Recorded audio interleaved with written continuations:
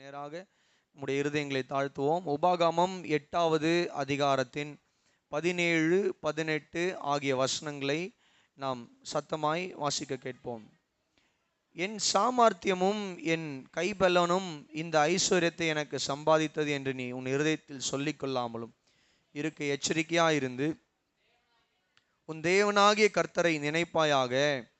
அவரே உன் பிதாக்களுக்கு ஆணையிட்டு கொடுத்த தம்முடைய உடன்படிக்கையை உறுதிப்படுத்தும்படி இந்நாளில் உண்டாயிருக்கிறது போல் ஐஸ்வர்யத்தை சம்பாதிக்கிறதற்கான பலனை உனக்கு கொடுக்கிறவர். ஜெபிப்போம். பிதாவே, உம்முடைய வார்த்தைகளுக்காக நன்றி. பரிசுத்த ஆவியானவர், இந்த வார்த்தைகளை கொண்டு ஆண்டவர் நீர் வெளிப்படும்படியாய் ஜெபிக்கிறோம். வந்திருக்கிற ஒவ்வொருவருக்கும் இந்த வார்த்தைகள் பிரயோஜனமுள்ளவைகளாக இருக்க கர்த்தர் கிருபை தாங்க. இயேசுவின் மூலம் ஜெபிக்கிறோம் எங்கள் நல்ல பிதாவே, ஆமென். ஹல்லேலூயா சொல்லுவோமா? கரங்களை உயர்த்தி சத்தமா சொல்லுவோமா? ஆண்டவருடைய பரிசுத்தமான நாமத்திற்கு மகிமை உண்டாவதாக. கடந்த ஒரு சில வாரங்களாக பணம் என்கிற தொடர் போதனை குறித்து என்ன பண்ணுறோம் அப்படின்னு சொல்லி கேட்டிங்கன்னா, வேதத்தில் நாம் படித்து கொண்டு வருகிறோம் பணத்தை குறித்து. ஸோ அதில் சோஃபார் கிட்டத்தட்ட ஒரு 5 பிரசங்கங்களை கேட்க, 4 பிரசங்கங்களை, ஆழமான பிரசங்கங்களை கேட்க கர்த்தர் நமக்கு கிருபை செய்திருக்கிறார். முதலாவது, கிறிஸ்தவர்களுடைய மனநிலைமை, பணத்தை குறித்த கிறிஸ்தவர்களுடைய மனநிலைமை எப்படிப்பட்டதா இருக்க வேண்டும் என்று பார்த்தோம். அதன் பின்பதாக இந்த பணத்தை எந்த விதங்களிலெல்லாம் சம்பாதிக்க கூடாது என்று பார்த்தோம்.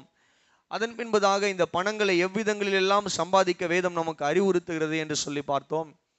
அதன் பின்பதாக இந்த பணங்களை நாம் கையாளுவதில் எந்த விதங்களிலெல்லாம் இந்த பணத்தை நாம் கையாளக்கூடாது, எப்படியெல்லாம் இந்த பணத்தை செலவு செய்ய கூடாது அப்படின்னு சொல்லி நம்ம தியானிக்க கர்த்தர் என்ன பண்ணார் அப்படின்னு சொல்லிக்கிட்டிங்கன்னா உதவி செய்தார். அதன் பின்பதாக கடனை மேற்கொள்ளுதல், கடனை குறித்து என்ன பண்ணோம் அப்படின்னு சொல்லிக்கிட்டிங்கன்னா படித்தோம். நம்முடைய வாழ்க்கையில் ஏன் கடன் பிரச்சனை வருகிறது, இந்த கடன் பிரச்சனை நிமித்தமாய் ஒரு மனிதனுடைய வாழ்க்கையில் ஏற்படுகிற துன்பங்கள் என்ன, அந்த கடன் பிரச்சனையிலிருந்து வெளியே வருவதற்கு ஒரு மனிதன் என்ன பிரயாசங்களை எல்லாம் எடுக்க வேண்டும் என்பதை கடந்த பிரசங்கத்தில் தியானிக்க தேவ ஆவியானவர் உதவி செய்தார். தொடர்ந்து இன்றைய நாளிலும் கூட பொருளாதார பஞ்சத்தில் நாம் செய்ய வேண்டிய 3 காரியங்களை இந்த காலை வேளையில் நான் பேசவிருக்கிறேன். ஆமென். கரங்களை உயர்த்தி ஒரு அல்லேலூயா சொல்லுவாங்களா? வறட்சியான காலங்களை கையாளுதல், பொருளாதார பஞ்சத்தை கையாளுதல். நம்முடைய வாழ்க்கையில் எல்லா நேரத்திலும் பாருங்க, நாம் ஆசீர்வாதமாய் இருக்கணும் அப்படின்றதுதான் நம்முடைய வாஞ்சை. ஆனால் நம்ம எதிர்பார்த்த விதமாய் சில வேளைகள் நம்முடைய வாழ்க்கையில் பண பிரச்சனைகளும் பண கஷ்டங்களும் பண வறட்சி, பொருளாதார பஞ்சம் நம்முடைய வாழ்க்கையில் அது சில நேரங்களில் ஏற்படும். இன்ஃப்ளேஷன், எக்கனாமிக் ஹார்ட் டைம்ஸ், இவைகள் எல்லாமே நீங்கள் பார்ப்பீர்களானால் துவக்கத்திலிருந்தே, அதாவது விலைவாசி உயர்விலிருந்து அல்லது எதிர்பாராத சில சூழ்நிலைகள் நிமித்தமாக ஏற்படுகிற பண தேவைகள் அல்லது குடும்பத்தில் ஏற்படுகிற பஞ்சங்கள் நிமித்தமாக ஒரு குடும்பம் பண இக்கட்டுக்குள்ளே போகிறது புதுசு கிடையாது. அது பல காலமாக அது நடக்கிற ஒரு விஷயம்தான். அநேக குடும்பங்களில் இவைகள் நடந்து கொண்டு தான் இருக்கிறது என்பதை நம்ம என்ன பண்ணுறோம் அப்படின்னு சொல்லி கேட்டிங்கன்னா பார்க்குறோம். இப்போ கவனிங்க, எல்லாருடைய வாழ்க்கையிலையும் ஏதோ ஒரு கட்டத்தில், ஏதோ ஒரு சூழ்நிலையில் அவர்களுடைய வாழ்க்கையில் திடீரென்று அவர்களுடைய தேவைக்கும் மிஞ்சி பொருளாதார பஞ்சங்கள் அல்லது பொருளாதார தேவைகள் ஏற்படும் பொழுது, அப்படிப்பட்ட சூழ்நிலையில் ஒரு உலகத்தான் அல்ல, ஒரு கிறிஸ்தவன், தேவனுடைய பிள்ளை, அப்படிப்பட்ட பொருளாதார பஞ்சத்தில் நாம் எப்படிப்பட்ட இருதயம் உடையவர்களாய் எப்படிப்பட்ட காரியங்களை செய்ய வேண்டும் என்று ஒரு 3 காரியங்களை இந்த காலை வேளையில் உங்களோடு கூட நான் பகிர்ந்து கொள்ள விரும்புகிறேன். தேவ ஆவியானவர் நமக்கு அந்த கிருபை தருவாராக. கரங்களை உயர்த்தி ஒரு அல்லேலூயா சொல்லுங்களேன். இந்த சத்திய வார்த்தைகளை கேட்டு அதன்படி வாழ கர்த்தர் நமக்கு கிருபை தருவாராக. அல்லேலூயா சொல்லுங்க. அல்லேலூயா. ஆண்டவருடைய பரிசுத்தமான நாமத்திற்கு மகிமை உண்டாவதாக. அப்போ கவனிங்க, எல்லாருடைய வாழ்க்கையில் நாம் எல்லா நேரத்திலும் மேலேயே இருப்பதல்ல. சில வேளைகளில் நம்முடைய வாழ்க்கையில் பஞ்சங்கள், அதாவது பொருளாதார தேவைகள் நம்முடைய வரவுக்கும் மேலே சில நேரங்களில் செலவுகள் ஆகி நாம் பணம் இல்லாமல் திண்டாடுகிற ஒரு சூழ்நிலை கூட என்ன பண்ணுதுன்னு சொல்லிக்கிட்டீங்கன்னா சில நேரங்களில் வருகிறது. அப்போது இப்படிப்பட்ட சூழ்நிலைகளை நம்முடைய வாழ்க்கையில் நாம் கையாள ஒரு 3 காரியங்கள் எப்பவுமே நம்முடைய இருதயத்தில் இருக்க வேண்டும். அதில் முதல் காரியம் என்ன என்று நீங்கள் கேட்பீர்களானால், கர்த்தரை நம்பி அவரையே சார்ந்திருப்பது. நீங்க எழுதுறவங்க எழுதி கொள்ளுங்க. கர்த்தரை நம்பி அவரையே சார்ந்திருந்தல். அல்லேலூயா சொல்லுங்களேன். அல்லேலூயா. ஒரு வசனத்தை வாசிக்க கேட்போம். 37வது சங்கீதத்தின் 25வது வசனம். My all time favourite verse. என்னுடைய எல்லா காலத்திலும், அதாவது பூமிக்குரிய தேவையை குறித்ததான ஒரு வாக்குத்தத்த வசனம். ஆமேன். இல்ல, 37வது சங்கீதத்தின் 25வது வசனம். நான் இளைஞனாயிருந்தேன், முதிர் வயதுள்ளவனுமானேன், ஆனாலும் நீதிமான் கைவிடப்பட்டதையும் அவன் சந்ததி அப்பத்துக்கு இறந்து திரிந்ததையும் நான் காணவில்லை. கரங்களை உயர்த்தி ஒரு அல்லேலூயா சொல்லுவீங்களா? ஹல்லேலூயா. ஆண்டவருடைய பரிசுத்தமான நாமத்திற்கு மகிமை உண்டாவதாக. இந்த சங்கீதத்தை எழுதின அருமையான தாவீது அவர் சொல்லுகிறார், நான் இளைஞனாய் இருந்தேன், முதிர் வயதுள்ளவனுமானேன், ஆனாலும் நீதிமான் கைவிடப்பட்டதையும் அவன் சந்ததி அப்பத்துக்கு இறந்து திரிகிறதையும் நான் காணவில்லை. அமேன். ஆமேன் வரல பாருங்க. நிறைய நேரத்தில் நம்ம வசனம் படிக்கிறது இல்லை, வசனம் புரியறது இல்லை, அதனால ஆமேனே வரமாட்டேங்குது. கரங்களை உயர்த்தி நல்லா ஒரு ஆமேன் சொல்லுங்க. எதுக்கு இந்த ஆமேன் அப்படின்னு சொல்லிக்கிட்டீங்கன்னா, இந்த மேன்மையான வாக்குத்தத்தங்களுக்காக. இந்த காலை வேளையில கவனிங்க, நம்முடைய வாழ்க்கையில பொருளாதார பஞ்சங்கள், பண தேவைகள், அல்லது நம்முடைய வரவுக்கும் மீறி அதிகமான பண தேவைகள் நம்முடைய வாழ்க்கையில ஏற்படும் பொழுது நாம் நினைவு கொள்ள வேண்டிய ஒரு விஷயம் என்னன்னு சொல்லிக்கிட்டீங்கன்னா, நான் கர்த்தரை நம்பி கர்த்தரை சார்ந்திருக்கிறவன், ஒரு நாளும் கர்த்தர் என்னை கைவிடுவதில்லை, ஒரு நாளும் கர்த்தர் என்னை என்ன பண்ணுவதில்லை என்று சொல்லி கேட்பீர்களானால் அப்பத்துக்காக இறந்து திரிய விடுகிறதில்லை. அல்லேலூயா சொல்லுங்க. வாழ்க்கையில பஞ்சங்கள் வரலாம், வாழ்க்கையில பண தேவைகள் வரலாம், பொருளாதார குறைவுகள் வரலாம். அப்படிப்பட்ட சூழ்நிலைகள், நாம் எதிர்பாராத சில சூழ்நிலைகள் வரலாம். இப்படிப்பட்ட சூழ்நிலைகள்ல நாம் தேவனை விசுவாசிக்க கற்றுக்கொள்ள வேண்டும். கர்த்தர் மீது விசுவாசத்தை அதிகரிக்கிறவர்களாய் நாம் இருக்க வேண்டும். நல்லா கவனிங்க, நம்முடைய வாழ்க்கையில நாம் முன்பதாக சொன்னது போல இப்படிப்பட்ட திடீர்னு ஏற்படக்கூடிய பிரச்சனைகள் நிமித்தமாக, திடீரென்று ஏற்படக்கூடிய பலவீனங்கள் நிமித்தமாக, திடீரென்று ஏற்படக்கூடிய unexpected emergencies, unexpected repairs and medical bills, நாம் எதிர்பாராத மருத்துவ ரீதியான பண தேவைகள் நமக்கு ஏற்படும் பொழுது, நாம் எதிர்பாராத விதமாக நம்முடைய குடும்பத்தில் ஒரு பெரிய இழப்பு ஏற்படும் பொழுது, நாம் எதிர்பாராத ஒரு வருமானம் நம்முடைய வாழ்க்கையில் தடைப்படும் பொழுது, நாம் எதிர்பாராத விதத்தில் நம்முடைய பணங்களை ஏதோ ஒரு இடத்துல இழந்து போகும் பொழுது, நாம் எதிர்பாராத விதத்தில் நம்முடைய பணங்களை நாம் எங்கேயாவது ஏமாந்து இழந்து போகும் பொழுது, நம்ம எல்லாருடைய வாழ்க்கையிலையும் ஏற்படுகிற ஒரு காரியம் என்னன்னு சொல்லிக்கிட்டீங்கன்னா, ஃபினான்ஷியல் ஃபியர், பணத்தை குறித்ததான ஒரு பயம் ஏற்படும். ஐயோ, நான் எதிர்பார்க்காத ஒரு செலவு என்னுடைய வாழ்க்கையில ஏற்பட்டு விட்டதே, நான் எதிர்பார்க்காத ஒரு செலவு, இந்த செலவு பல லட்சங்கள் செலவாகி விட்டதே, நான் எதிர்பாராத விதத்தில் என்னுடைய பணங்களை ஏமாந்து விட்டேனே, நான் எதிர்பாராத விதத்தில் என்னுடைய பணங்களை இழந்து விட்டேனே, அல்லது நான் எதிர்பாராத விதத்தில் என்னுடைய பணங்களை எல்லாம் நான் கொடுத்து நான் நாசமடைந்திருக்கிறேனே. இப்போ இந்த சூழ்நிலையில எனக்கு நான் அடுத்த மாதம் என்னுடைய குடும்பத்தை நடத்த, அல்லது என்னுடைய பிள்ளைகளுடைய தேவைகளை சந்திக்க, என்னுடைய எதிர்காலத்தை நடத்த, என்னுடைய எதிர்காலத்தை திட்டமிட, என்னுடைய எதிர்காலத்துக்கு நான் எங்க போவேன், என்னுடைய பணத்துக்கு நான் என்ன பண்ணுவேன், என் பிள்ளைகளுடைய திருமணத்திற்கு நான் என்ன செய்வேன், என்னுடைய பிள்ளைகளுடைய உயர் படிப்புக்கு நான் என்ன காரியத்தை செய்ய போகிறேன் என்று சொல்லி நம்முடைய வாழ்க்கையில ஒரு விதமான ஃபினான்ஷியல் ஃபியர், பொருளாதார பயம் ஏற்படும். அநேக நேரங்களில் அநேக கிறிஸ்தவர்களுடைய வாழ்க்கையில இந்த பயங்களை நான் பார்த்திருக்கிறேன். பணத்தை குறித்தான ஒரு பயம். ஆனால் நான் சொல்றேன், இந்த காலை வேளையில நம்முடைய சபையில் இருக்கிறவர்களுக்கு மாத்திரமல்ல, இந்த செய்தி எங்கிருந்து கேட்கிறவர்களாக இருந்தாலும் சரி, பணத்தை குறித்து எந்த ஒரு கிறிஸ்தவர்களுக்கும் பயமே இருக்கக்கூடாது. அல்லேலூயா சொல்லுங்களேன், சத்தமா சொல்லுங்க. பணத்தை குறித்து நம்முடைய வாழ்க்கையில சொல்லுங்க பயமே இருக்க கூடாது. நீங்க குறைவான சம்பளம் வாங்குறவங்களாக இருக்கலாம், ரொம்ப தேவையில் இருக்கக்கூடியவங்களாக இருக்கலாம், உங்களுடைய வாழ்க்கை எப்பவுமே தேவையில தான் இருக்குது, என் வாழ்க்கை எப்பவுமே தேவையில தான் பிரதர் இருக்கிறது, ரொம்ப பணத்துக்காக நான் கஷ்டப்படுற ஒரு குடும்பம், பெரிய வருமானம்லாம் எனக்கு கிடையாது, ஏதோ இருக்கிற கொஞ்சம் பணத்தில் ஒரு இடம் வாங்கி வீடை கட்டி கொஞ்சம் வாழ்ந்துட்டு இருக்கிறோம், அன்றாட உணவை என்ன பண்ணுறோன்னா அந்தந்த மாத சம்பளத்தில் நாங்கள் சாப்பிட்டுக்கிட்டு இருக்கிறோம் அப்படின்னு சொல்லுகிறவர்களாய் நீங்கள் இருப்பீர்களானால், எங்களுக்கு பெரிய எதிர்காலத்தின் சேமிப்புலாம் எங்களுக்கு கிடையாது என்று நீங்கள் சொல்வீர்களானால், இந்த காலை வேளையில் நான் உங்களை பார்த்து சொல்கிறேன், பணத்திற்காக உங்களுடைய வாழ்க்கையில் பயப்படுவதை தயவு செய்து நிறுத்துங்கள். பணத்துக்காக உங்களுடைய வாழ்க்கையில் நீங்கள் பயப்படுவதை, கலங்குவதை, டிப்ரெஸ் ஆவது, சிந்திப்பது, இவைகள் எல்லாம் உங்களுடைய வாழ்க்கையிலிருந்து நீங்கள் எடுத்து போட வேண்டும்.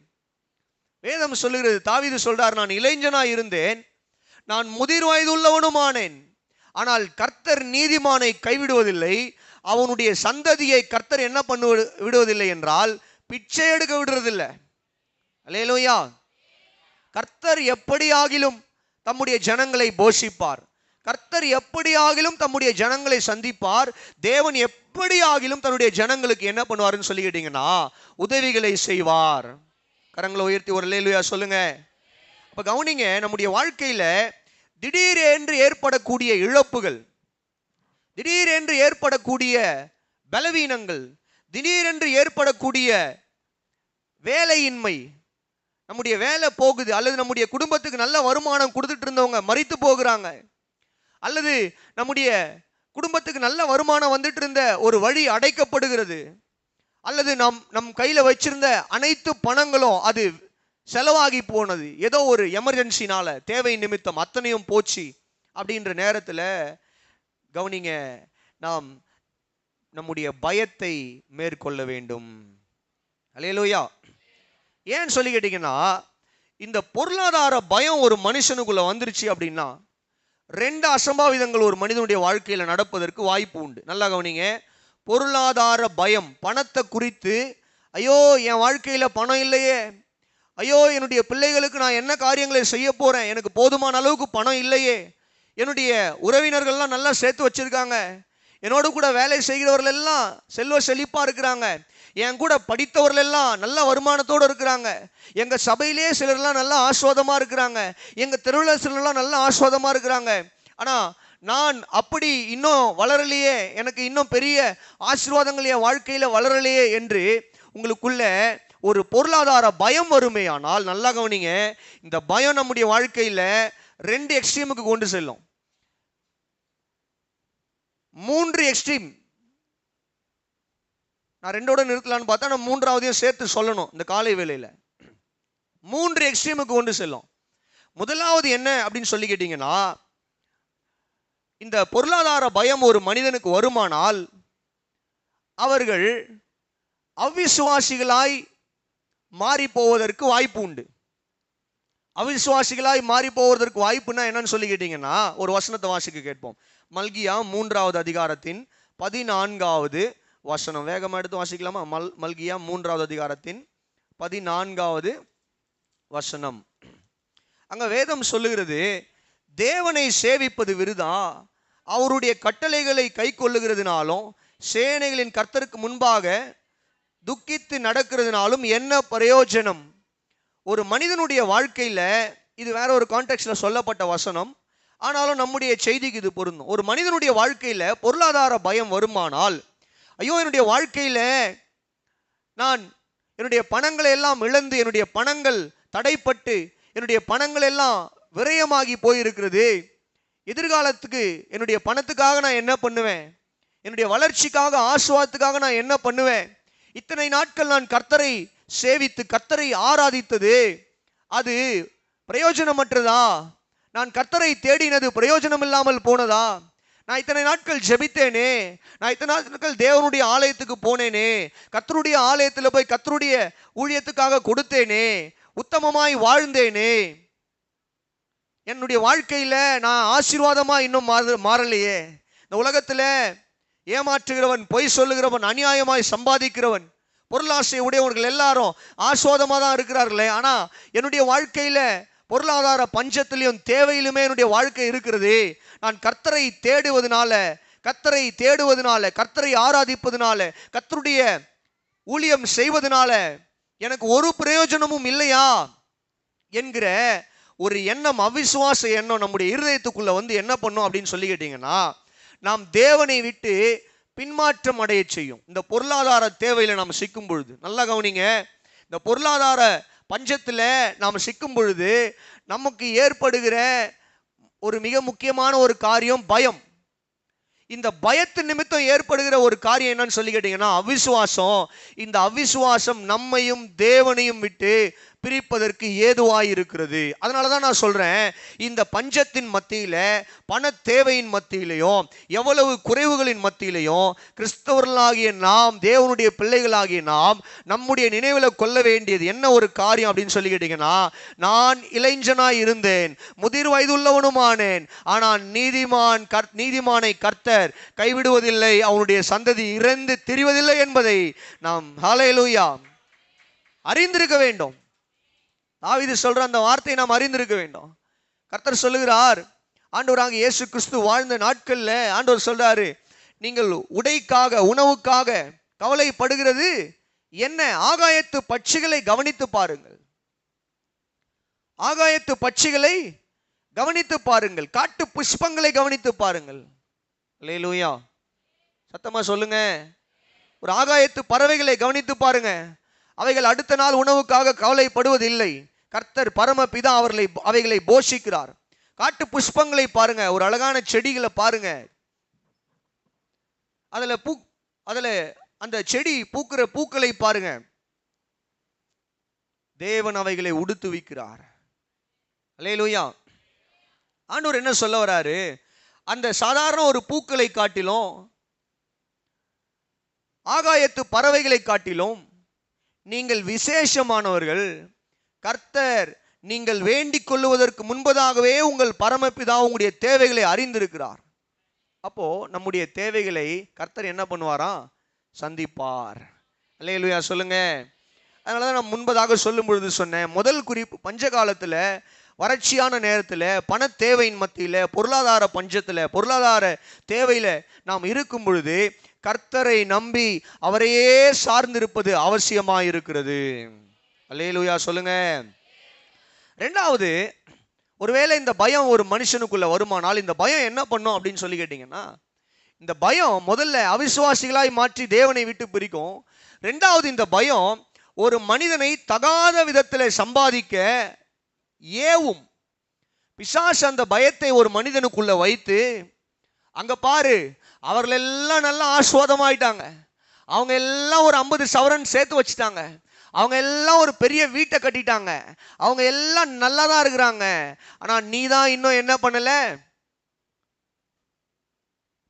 பணத்துக்காக போராடிக்கிட்டு இருக்கிற, இன்னும் நீ பணத்தை என்ன பண்ணல, அதிகமா சம்பாதிக்கல. ஆகவே நீ அதிகமாய் சம்பாதிக்க வேண்டுமானால் சில குறுக்கு வழிகளை பிசாசு காட்டுவான்.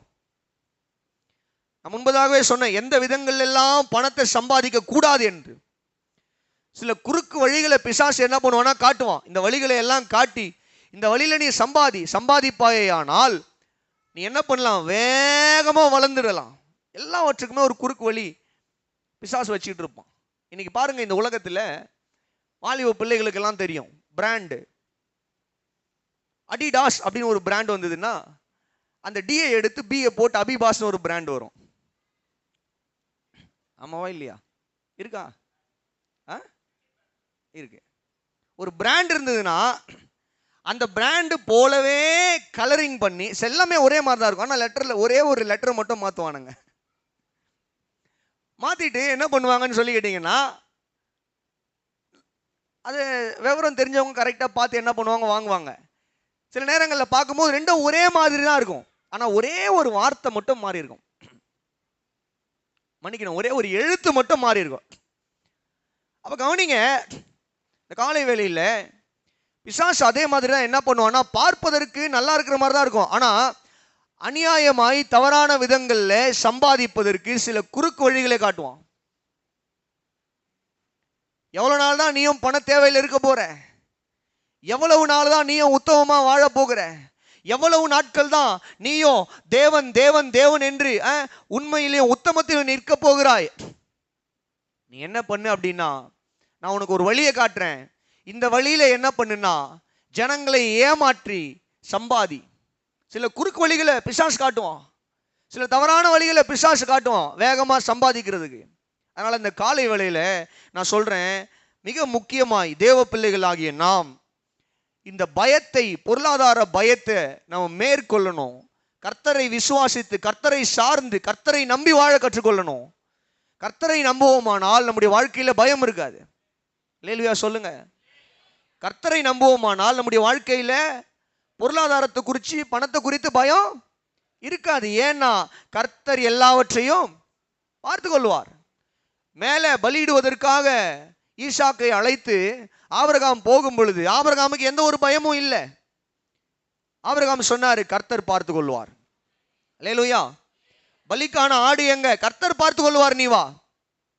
ஆமென் சொல்லுங்களேன். அப்ப இந்த காலை வேளையில நல்லா கவனிங்க. எந்த ஒரு மனிதன் கர்த்தரை விசுவாசிக்கிறானோ, எந்த ஒரு மனிதன் கர்த்தரை சார்ந்து இருக்கிறானோ, அந்த மனிதன் இந்த பயத்தை மேற்கொள்வான். கவனிங்க, ஏன் பொருளாதார நேரத்தில் நம்ம இந்த பயத்தை மேற்கொள்ளணும்? பொருளாதார பஞ்சத்தில். ஏன்னா முதல்ல இந்த பயம் ஒரு மனிதனை அவிசுவாசியாக மாற்றிவிடும். ரெண்டாவது, இந்த பயம் ஒரு மனிதனை தவறான வழியில் சம்பாதிக்க என்ன பண்ணும் அப்படின்னு சொல்லி கேட்டிங்கன்னா ஏவும். மூன்றாவது, இந்த பயம் என்ன பண்ணுன்னு சொல்லி கேட்டிங்கன்னா தற்கொலைக்கு நேராக நடத்தும். ஒரு மனிதனுக்கு பண காரியங்களை குறித்து பயம் வந்துடுச்சு அப்படின்னா, இன்னைக்கு எத்தனையோ மனிதர்களை பார்க்கிறோம், அவர்கள் தங்களுடைய வாழ்க்கையில் பல லட்சக்கணக்கான கடன்களை வாங்கி, அது வட்டிக்கு மேலே குட்டி, அந்த குட்டி பேர பிள்ளைங்களை எல்லாம் போட்டு அதிகமான உடனே என்ன பண்ணுறாங்கன்னு சொல்லிக்கிட்டீங்கன்னா, அந்த பொருளாதார பஞ்சம் அவங்களுடைய வாழ்க்கையில் வந்த உடனே என்ன பண்ணுறாங்க?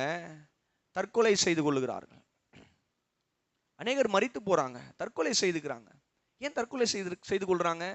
மனைவியை விட்டு, பிள்ளைகளை விட்டு, அல்லது கணவனை விட்டு, தங்களுடைய பெற்றோரை விட்டு என்ன பண்ணுறாங்க? தற்கொலை செய்து கொள்ளுகிறார்கள். ஏன் தற்கொலை செய்து கொள்கிறாங்க? அவங்களுக்கு பண தேவை, பண நெருக்கடி அவங்களை என்ன பண்ணுதுன்னா, ஐயோ நான் இனி வாழவே முடியாது போல இருக்கு, ஐயோ நான் இனி என்னுடைய குடும்பத்தோடு கூட சந்தோஷமாய் ஜீவனம் பண்ண முடியாது போல் இருக்கிறதே என்று சொல்லி என்ன பண்றாங்கன்னு சொல்லிக்கிட்டீங்கன்னா, பிசாசு தற்கொலைக்கு நேராக சில குடும்பங்களை நடத்துகிறான்.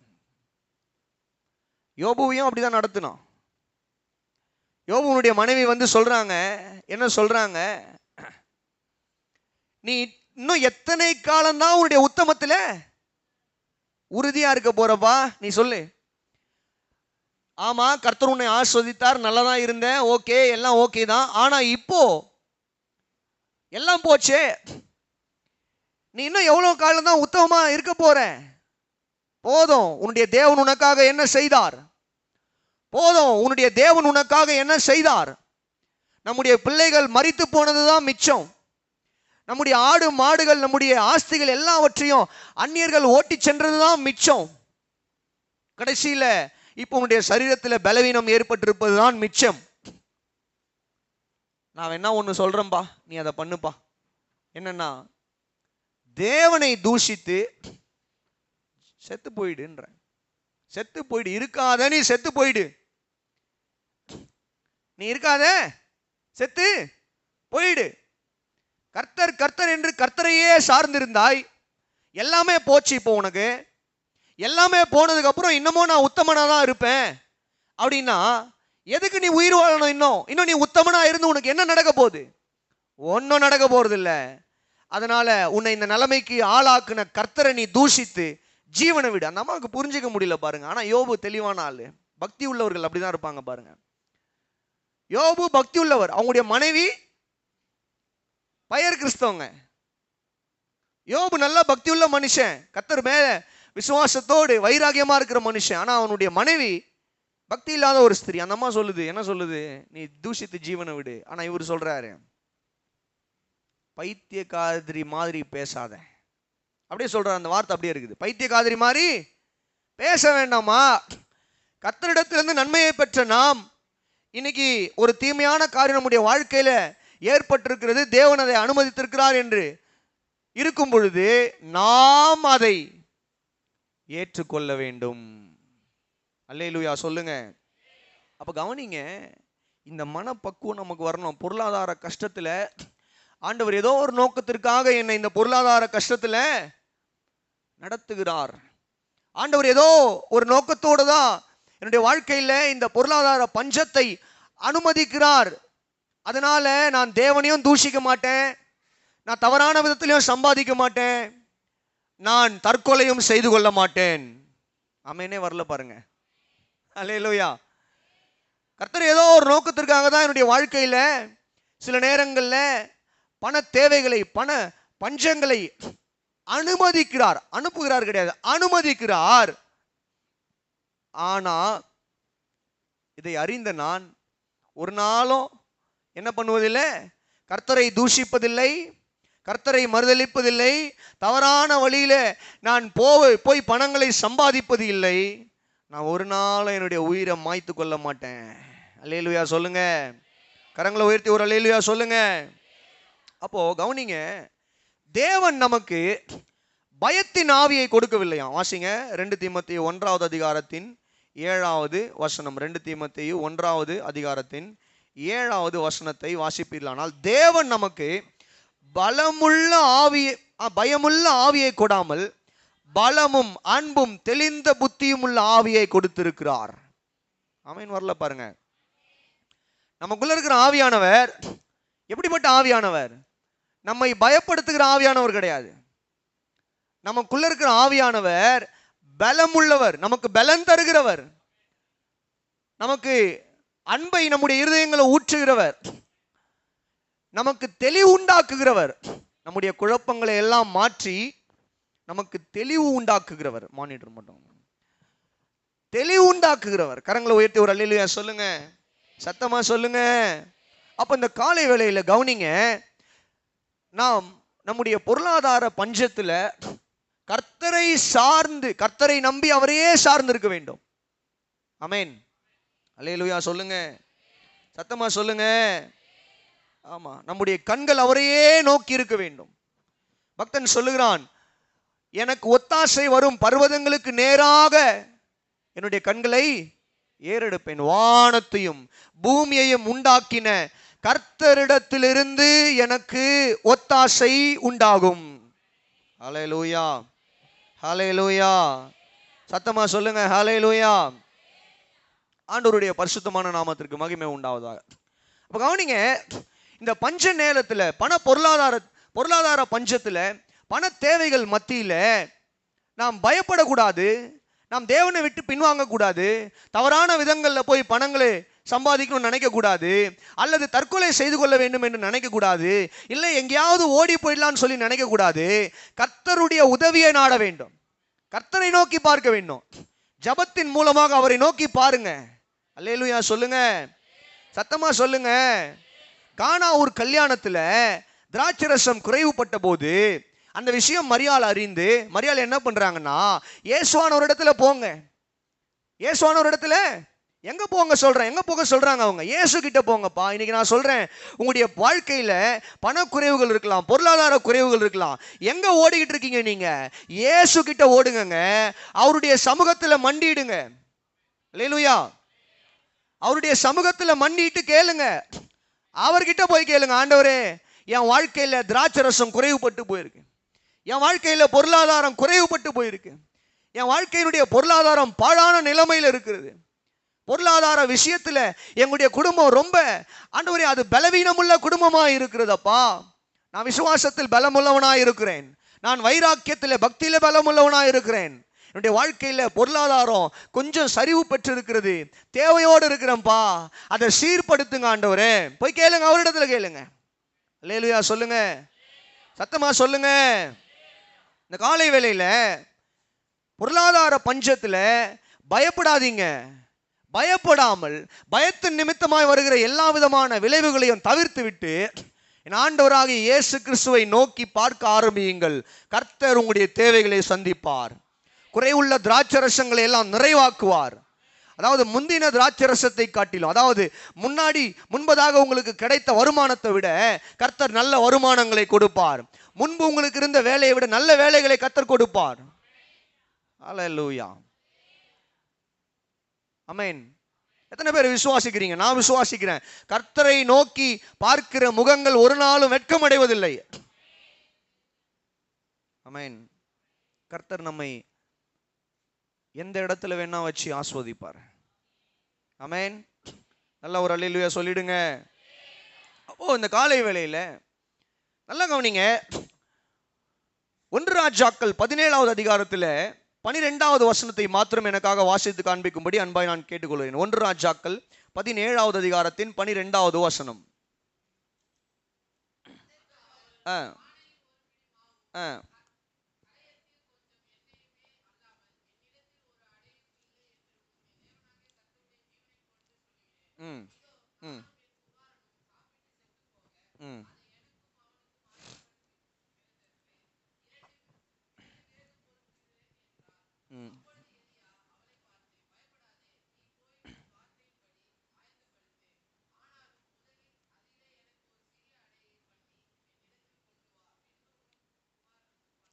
கர்த்தர் தேசத்தின் மேல் மழையை கட்டளையிடும் நாள் மட்டும் பானையில் மா செலவழிந்து போவதும் இல்லை, கலசத்தில் எண்ணெய் குறைந்து போவதும் இல்லை என்று இஸ்ரவேலின் தேவனாகிய கர்த்தர் சொல்லுகிறார் என்றான். கரங்களை உயர்த்தி ஒரு அல்லேலூயா சொல்லுங்க. ஹல்லேலூயா.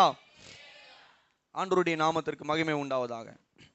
சாரேபாத் ஊர்ல ஒரு அம்மா இருக்கிறாங்க. இந்த சாரேபாத் ஊருக்குள்ள இந்த ஸ்திரீ ஒரு விதவையான ஒரு ஸ்திரீ, பஞ்சத்தில் இருக்கக்கூடிய ஒரு ஸ்திரீ. அவங்களுடைய வாழ்க்கையில எல்லாம் செலவழிந்து போச்சு. பஞ்சத்துல எல்லாம் போச்சு. தேசம் எங்கும் பஞ்சம் இருக்குது. இந்த அம்மா மட்டும் என்ன எக்ஸம்ஷனா இவங்களுக்கு? இவங்களும் பஞ்சத்துல தான் இருக்கிறாங்க. கொஞ்சம் மாவு கொஞ்சம் எண்ணெய். பக்தி உள்ள ஒரு ஸ்திரீ. அதனாலதான் கர்த்தர் எலியாவை அங்க அனுப்புறாரு. துன்மார்க்கன் இடத்துல கர்த்தர் எலியாவை அனுப்பியிருக்க மாட்டார். அல்லேலூயா சொல்லுங்க. ஆண்டவர் எலியாவை பார்த்து சொல்றாரு, நீ கேரி தாற்றங்கரையில் இருந்தது போதும், நீ எழுந்து என்ன பண்ணுனா எங்க போ, சாரேபாத், அங்க ஒரு விதவைக்கு நான் கட்டளையிட்டு இருக்கிறேன். அந்த அம்மாவை போய் பார்த்தா அந்த அம்மா சொல்லுது, 2 விறகு பொறுக்கிறதுக்கு போறேன், இருக்கிற கொஞ்சம் மாவையும் கொஞ்சம் எண்ணெயும் பயன்படுத்தி நானும் என் பிள்ளையும் தின்னுட்டு அதுக்கப்புறம் சாப்பிடுறது எங்களிடத்துல ஒண்ணுமே இல்லை, இதோட நாங்கள் பசியில மரித்து போக போகிறோம். அதை சாப்பிட்டு முடிச்ச உடனே எங்களுக்கு அதுக்கு அடுத்த வேலை உணவு கிடையாது. அதுக்கு அடுத்த வேலை உணவு இல்லாததுனால பசியில நானும் என் பிள்ளையும் மரிப்பதுதான் எங்களுடைய எதிர்காலம். ஐயா, நீங்க இப்போ இப்படி கேட்டா நான் என்ன பண்ணுவேன்? அவர் சொல்றாரு, நீ சாகிற கதையெல்லாம் இருக்கட்டும், முதலாவது எனக்கு அதுல என்ன பண்ணு, சுட்டு கொடு. அதன் பின்பதாக அவர் சொல்றாரு, பஞ்சம் முடிகிற வரைக்கும் உன்னுடைய வீட்டுல மாவும் எண்ணெயும் குறைவதில்லை. ஹல்லேலூயா சொல்லுங்க. ஹல்லேலூயா.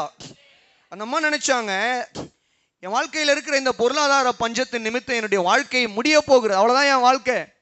என் வாழ்க்கை இப்படியே தான் இருக்க போகுது, நான் இப்படியே வாழ்ந்து சாக போறேன். கடைசியா ஒரு ரெண்டு அடையை சுட்டு தின்னுட்டு நாங்க சாக போகிறோம். என் வாழ்க்கை அவ்வளவுதான், இப்படிதான் முடிய போகுது. என் வாழ்க்கை ஆஸ்வாதமாக போவது இல்லை. என்னுடைய வாழ்க்கை அது செழிப்படைய போவது இல்லை. நாங்கள் இப்படியே தான் இருக்க போகிறோம், மரிக்க போகிறோம், எங்க வாழ்க்கை முடிவடைய போகிறது. அப்படி நினைச்சிட்டு இருக்கிற நேரத்துல கர்த்தர் தீர்க்கதரிசி அனுப்புறாரு. அல்லேலூயா சொல்லுங்க. எலியா என்ன பண்றாருன்னு சொல்லி கேட்டீங்கன்னா, அந்த குடும்பத்துக்கு கர்த்தருடைய வார்த்தையை கொடுத்து, கர்த்தருடைய பிரசன்னத்தை கொடுத்து, ஒரு நம்பிக்கையை கொடுத்து, சாக கிடந்த அந்த விதவையும் அந்த மகனையும் கர்த்தர் என்ன பண்றாருன்னு சொல்லி கேட்டீங்கன்னா, அவர் போஷிக்கிறார். ஹல்லேலூயா. காலை வேளையில நான் சொல்றேன், ஒருவேளை நீங்களும் அப்படி சிந்தித்து கொண்டிருக்கலாம். எங்க வாழ்க்கையில அவ்வளவுதான், இதுதான் எங்களுடைய வருமானம், என் வாழ்க்கை இப்படியே தான் இருக்க போது போல இருக்கிறது, என்னுடைய வாழ்க்கை இதுக்கு மேல போகாது போல, அவ்வளவுதான், இவ்வளவுதான் ஏறுது, அதுக்கு மேல போகல, அதுக்கு மேல போகல, என் வாழ்க்கை அவ்வளவுதான், போகும் போல இருக்கு, போக மாட்டேங்குது மேல, இப்படியே என் வாழ்க்கை ஒரு வட்டத்துக்குள்ள சுற்றி முடிந்து விடுமோ, அவ்வளவுதான் போல என் வாழ்க்கை அப்படின்னு நீங்க ஒரு முற்றுப்புள்ளி வைத்து உங்களுக்குள்ள ஒரு எண்ணம் இருக்கலாம். ஆனா இந்த காலை வேளையில கர்த்தருடைய வார்த்தை உங்களுக்கு நேராய் வருகிறது. என்ன அப்படின்னு சொல்லி கேட்டீங்கன்னா, உன்னுடைய பஞ்சத்தில் நீ மரித்து போவதில்லை, உன்னுடைய பஞ்சத்தில் உன்னுடைய வாழ்க்கை முடிந்து போவதில்லை, அல்லது குண்டி சட்டியில குதிரையை போலவே உன்னுடைய வாழ்க்கை இந்த பொருளாதாரத்திலேயே வட்டமிட்டு வரப்போவதில்லை.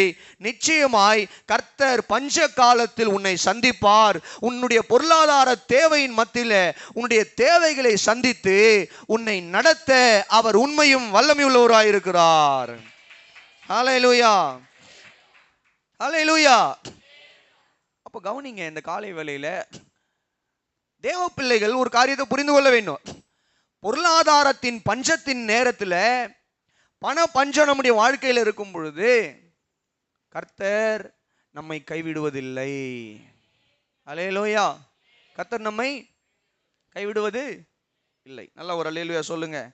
அவர் நிச்சயமாய் நம்முடைய தேவைகளை, சொல்லுங்க எல்லாம் சொல்லுங்க, நிச்சயமாய் நம்முடைய தேவைகளை சந்திப்பார். ஹல்லேலூயா, ஹல்லேலூயா, ஹல்லேலூயா. அதனால உங்களுடைய வாழ்க்கையில பொருளாதார பஞ்சங்கள் இருக்கும் பொழுது கர்த்தரை நம்பி அவரை சார்ந்து கொள்ளுங்கள். ஆமென். கர்த்தர் உங்களை ஆசீர்வதிப்பார். கர்த்தர் உங்களுடைய தேவைகளை சந்திப்பார். ஆமென். அதில் ஒரு காரியத்தை மாத்திரம் நான் சொல்லிடுறேன். நீங்க எங்க இருக்கிறீங்களோ, நீங்க எங்க இருக்கிறீங்க இன்னைக்கு, ஒரு முக்கியமான ஒரு காரியத்தை, ஏன்னா இந்த பொருளாதார பஞ்சம் வாழ்க்கையில வந்துட்ட உடனே உலக மனிதர்களுடைய வழக்கம் என்னன்னு சொல்லி கேட்டீங்கன்னா, சரி நம்ம இந்த வீட்டை மாத்தி பார்ப்போம், இந்த இடத்த மாத்தி பார்ப்போம், வாசக்கதவை மாற்றி பார்ப்போம், வழியை மாற்றி பார்ப்போம், இந்த பக்கம் கதவை அடைச்சிட்டு இந்த பக்கம் உடைச்சி இந்த பக்கம் கதவை வச்சு பார்ப்போம், பெட்ரூமை உடைச்சி இந்த பக்கம் மாற்றி அந்த பக்கம் வச்சு பார்ப்போம். அதுக்கு பேர் நிறையா சொல்லுவாங்க.